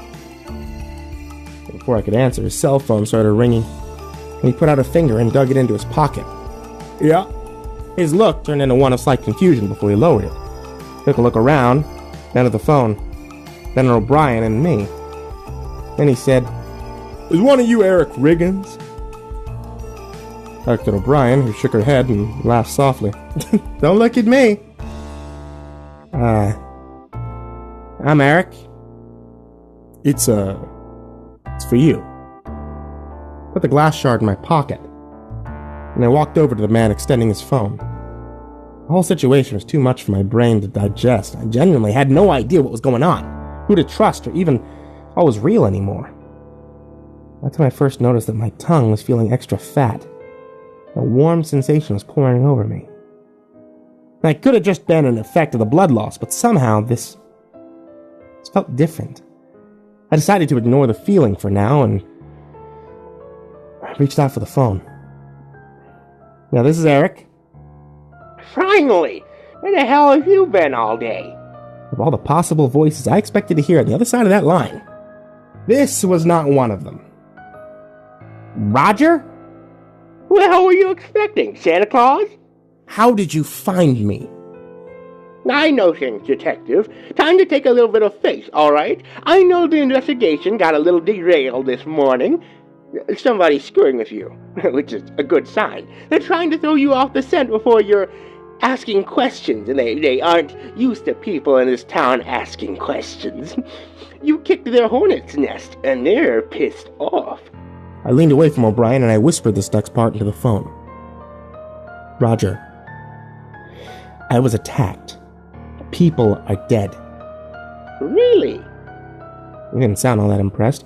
"Well, we're definitely going to have to talk about that later. For now, though, I found something in Vanessa's file that we need to discuss. You got a gun, right?" Yeah, somewhere." "Ditch it. Drop it in the bottom of the ocean if you have to. I guarantee by now they've tied the ballistics in one or two of the open murder cases in town." "Look, tell me one thing. What the hell's going on?" "Lose the coffer. I don't know who to trust yet. And meet me at the bowling alley tonight at 8. Come alone. Pay attention, because you'll probably need to shake a tail. And, Detective?" "Yeah?" "Take a shower." With that, we disconnected. I looked at O'Brien, who was leaning against the truck of her car, arms crossed and watching me. "Who was that?" she asked. I handed the phone back to the man and shrugged at the deputy. "It looks like I made a huge mistake." "Yeah?" she said incredulously. "Yeah," I answered. She gave me a ride back to the gas station while I spun a yarn about having a serious case of sleepwalking. I assured her that I had dreamt the whole thing up, and I must have gone off into the woods in my unconscious state, gotten myself scraped up pretty bad, then must have wandered back into town confused, and a little worse for the wear. Either she bought my story, or she had her own reasons to accept that there was no reason to press it further. It didn't strike me as an idiot, so I concluded it must have been the latter. She brought me to my car, gave me a straightforward warning, before she took off. "I don't know what answers you think you're gonna find. but I wouldn't stick around much longer if I were you. We got the guy who killed Vanessa. Take it from me. Closure? It's overrated. To be continued.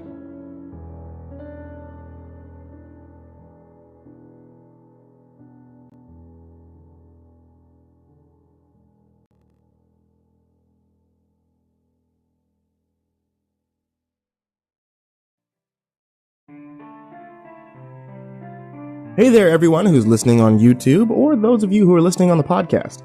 It's me, Mr. Creepypasta, and before you head out for the night, I just wanted to let you know about a couple of things. Without you, the show doesn't take place. So, if you guys would like to support the show, or if you guys would like to get your hands on a couple of cool little things whenever new things come out, check out patreon.com/Mr. Creepypasta, and any support that you guys show, I really appreciate. For everyone who's already donated to the Patreon, I really appreciate it. You guys are amazing. Thank you so much for that. If you guys are looking for more Creepypasta Storytime, there's a new video that's uploaded to this channel or uploaded to the podcast every Tuesday, Thursday, Saturday, and Sunday now. You can be able to get more from me at facebook.com/Mr. Creepypasta or on Twitter at Mr. Creepypasta and then the number 0. Thanks so much for listening, kids, and for your support. And sweet dreams.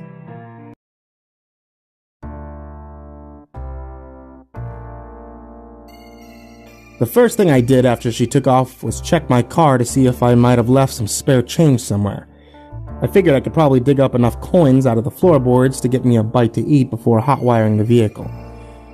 I was only a little surprised to see my phone, wallet, and keys sitting on the passenger seat waiting for me. My head was spinning, and I desperately needed something in my stomach, even if it was only gas station food. I did a quick run up and down the aisles, collecting whatever foodstuffs didn't look like they'd make me throw up. A bag of trail mix, some chips, a stick of jerky, and a Gatorade. And I brought them to the counter where the cashier, Jack, was typing something up on a laptop. I knocked the counter to get his attention.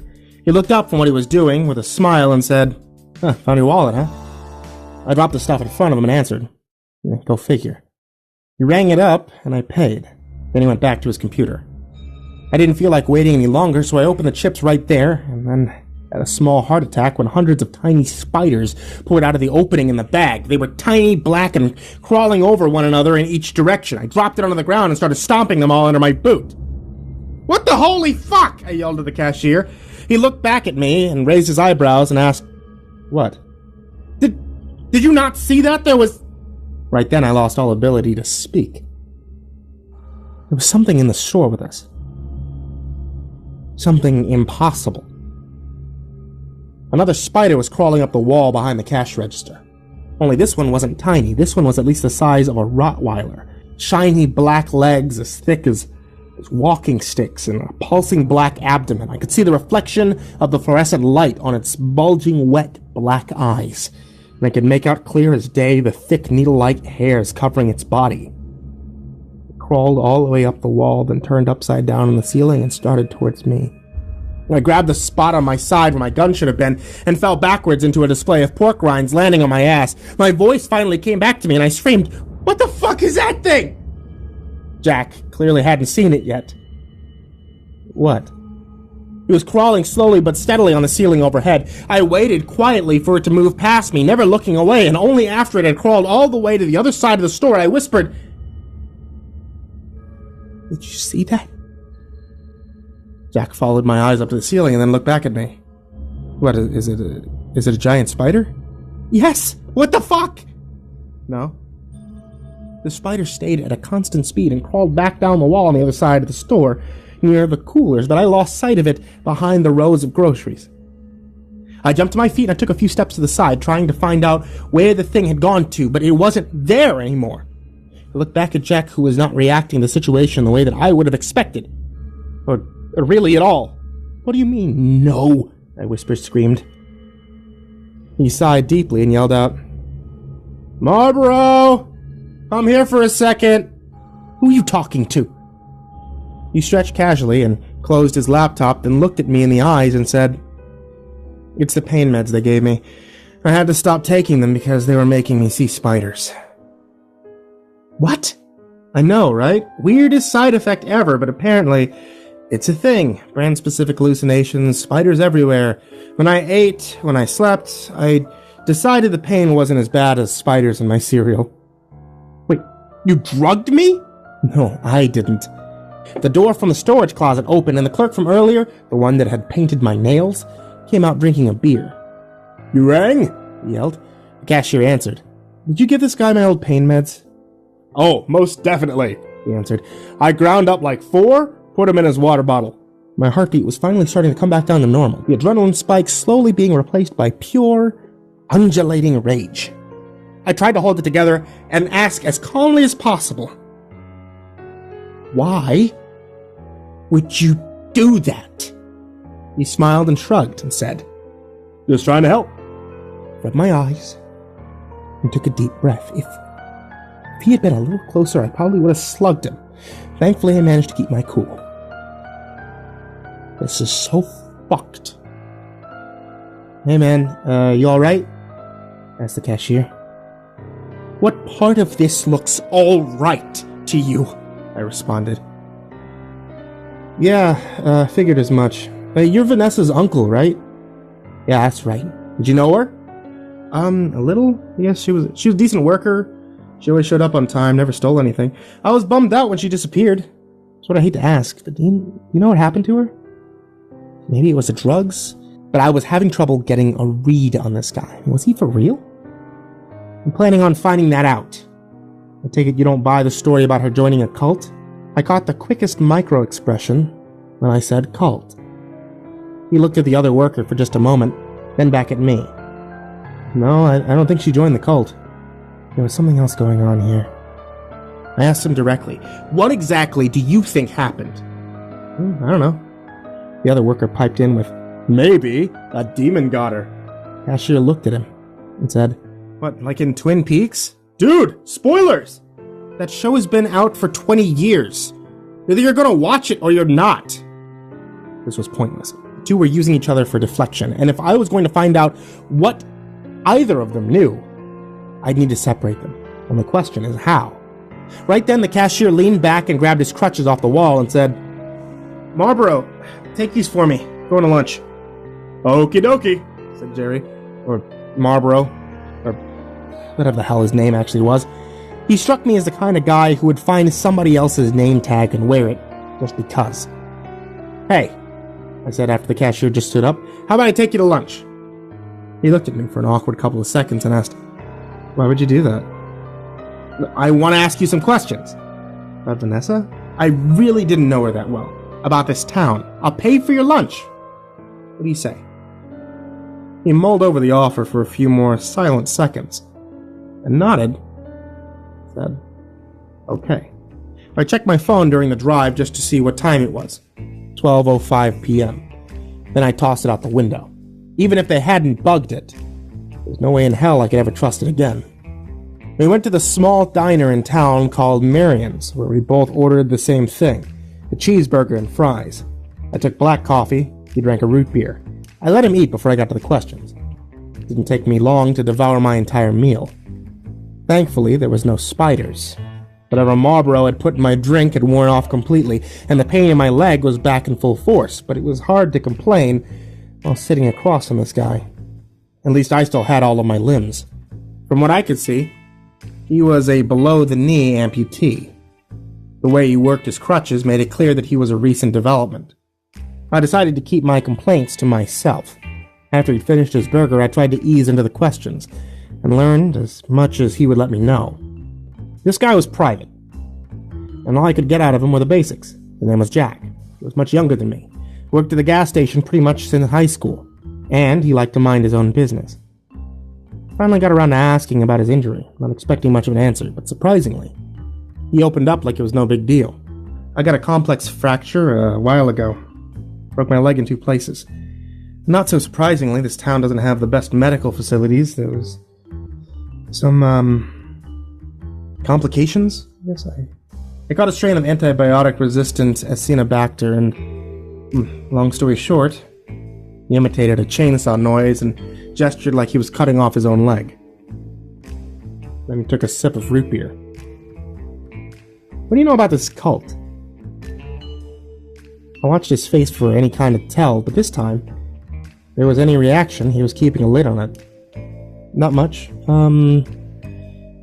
A dozen or so attractive millennials joined up with a charismatic personality. He recruited them all from using the internet?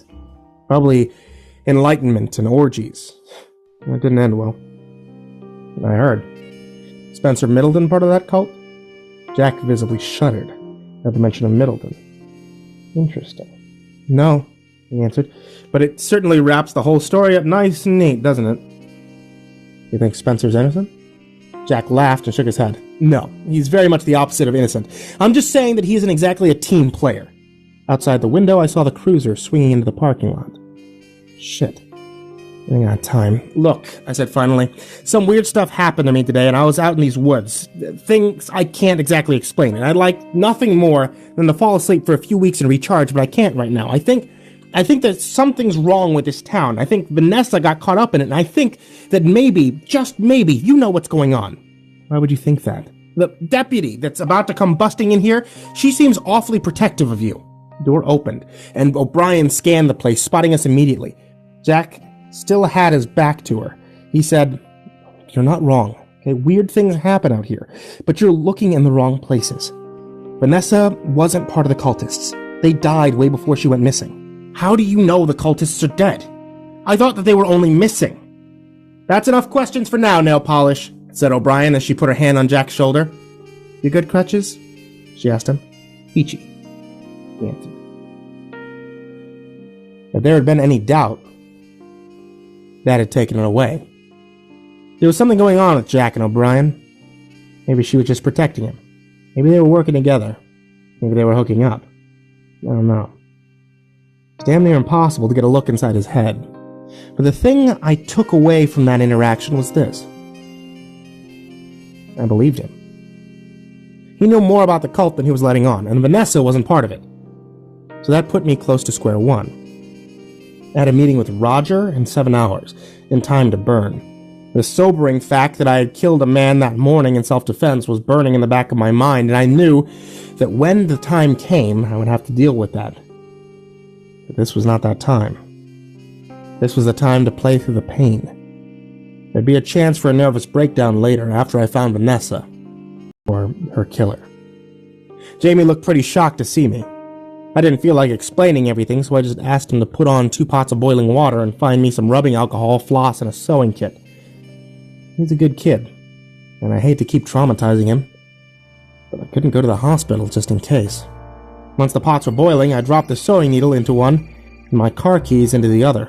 I knew better than most people how easy it was to bug anything these days. Even my wallet was going to stay in the console of my car until I could get back home and order new credit cards. It was going to be nothing but cash from here on out. My nephew didn't question it for a second when I told him that I was going to be driving Vanessa's Honda for the next time I was in town. I couldn't afford the very likely possibility that my car had been bugged. He didn't ask too many questions. I didn't volunteer too many answers. The farthest we got was, "Why are your nails red?" I have no idea. I strung some floss to the needle and bent it into a hook shape. This is going to hurt if I did it right. Hurt even worse if I did it wrong. At that moment, I wondered if it might actually be worth the spiders to keep from feeling the pain I was about to feel. I ripped off the duct tape cast, layer at a time, all the way down to the base. Then I peeled back the final layer to see the grisly X-shaped wound on my leg. Just when I think nothing can surprise me anymore. I'm proven wrong. Son of a bitch. Somehow, someone had beaten me to the punch. The wound was very neatly stitched up and was almost professionally done. The work was so clean it wouldn't leave but minimal scarring. Next to it, under a dried layer of blood, I could make out shaky handwriting where somebody had drawn on my leg with a black marker. Jerry was here. I set the needle on the table and asked Jamie if there was any old antibiotics in the house. "Yeah, probably." "Good. I'm gonna need all of them." It's amazing the difference a shower and clean clothes can make. I popped a handful of painkillers, the over-the-counter type, and took apart one of Donnie's old speakers to get to the magnet. I'm not saying I think that Marlboro stitched a tracker or a listening device inside of my leg, because that would be crazy. I'm just saying I ran a few passes of the extra strong magnet over the stitches, just to be safe. Next I went to Vanessa's room and I stood for a silent moment, taking it in, trying to find a balance between respecting her privacy and tearing the place apart for clues. There was still plenty of time before my meeting, but right then I was kicking myself for all the time I'd wasted by getting shit-faced. There were still answers out there to be found. I did a quick mental recap to see where I stood. Facts. Town has a weird secret. Someone, powerful enough to make a flipped truck and 3 bodies disappear in the span of a few hours, was screwing with me. Someone knew how to imitate my brother, luring me into the bizarre trap in the woods, but why?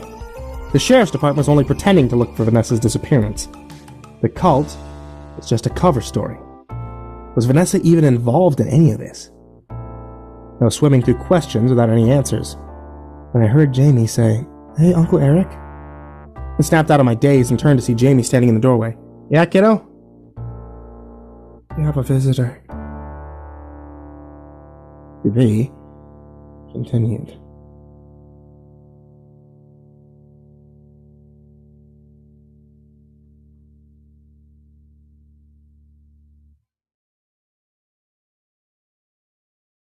At 1-800-CONTACTS, we're here for people like Bianca, who'd rather pick up new contacts from her doorstep than her doctor. We totally get it. So welcome to Fast Free Shipping, Bianca, where easy meets street and slippers are compulsory. Just call, go online, or download the app. 1-800-CONTACTS.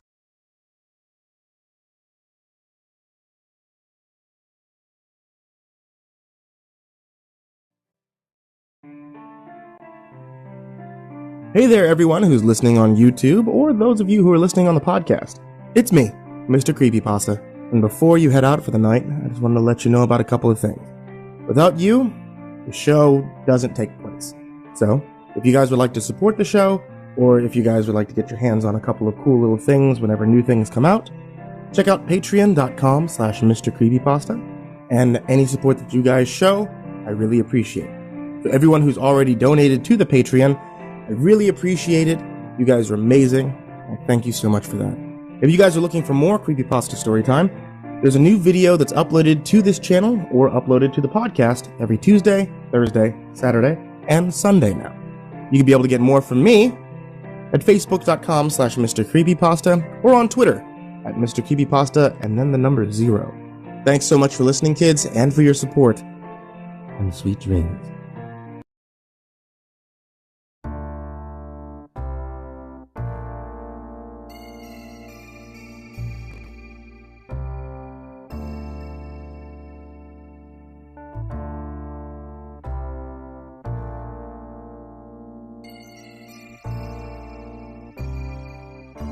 He was waiting for me in the living room when I walked in. At first, I didn't recognize him. A short man with bad posture and thick glasses. He looked nervous when he saw me and muttered a simple, "Hey, detective." It took me a few seconds before I recognized him as the janitor from the school. But hey, Roger, I thought we weren't meeting until later. He shook his head and said in an exasperated voice, "Oh, no, I'm not, could you please not do that?" Do what? "My name is Peter Cole." I looked at Jamie and said, "Do you mind giving us a minute?" Jamie nodded and left towards his bedroom. I took a chair and invited Peter to do the same. After he had sat and taken a moment to calm down, I asked him a question. "What's up, Peter? Why are you at my brother's kid's house? Should I be concerned?" Peter took off his glasses and wiped his eyes, forcing back tears. I didn't know exactly how to react, but I assumed time would tell. So I waited until he was ready to answer. After a few moments, he managed to get it together enough to say, "I really shouldn't be here. If he finds out I came to talk to you, Who finds out?" "Roger. Who else?" "For fuck's sake." "Look, Peter, is there a reason you're here? Because I'm actually still trying to figure out what happened to my niece, and bullshit distractions like this aren't helping." "You can't trust him." "Who?" "Roger." He acts like he's working for the common good, but he really isn't. He's just a manipulator. He just cares about himself and these favors he's collecting. Not what you'd expect. He hurts people. He can't be stopped. Take a deep breath and I rub my temples. Look, Peter, I'm not interested in role-playing or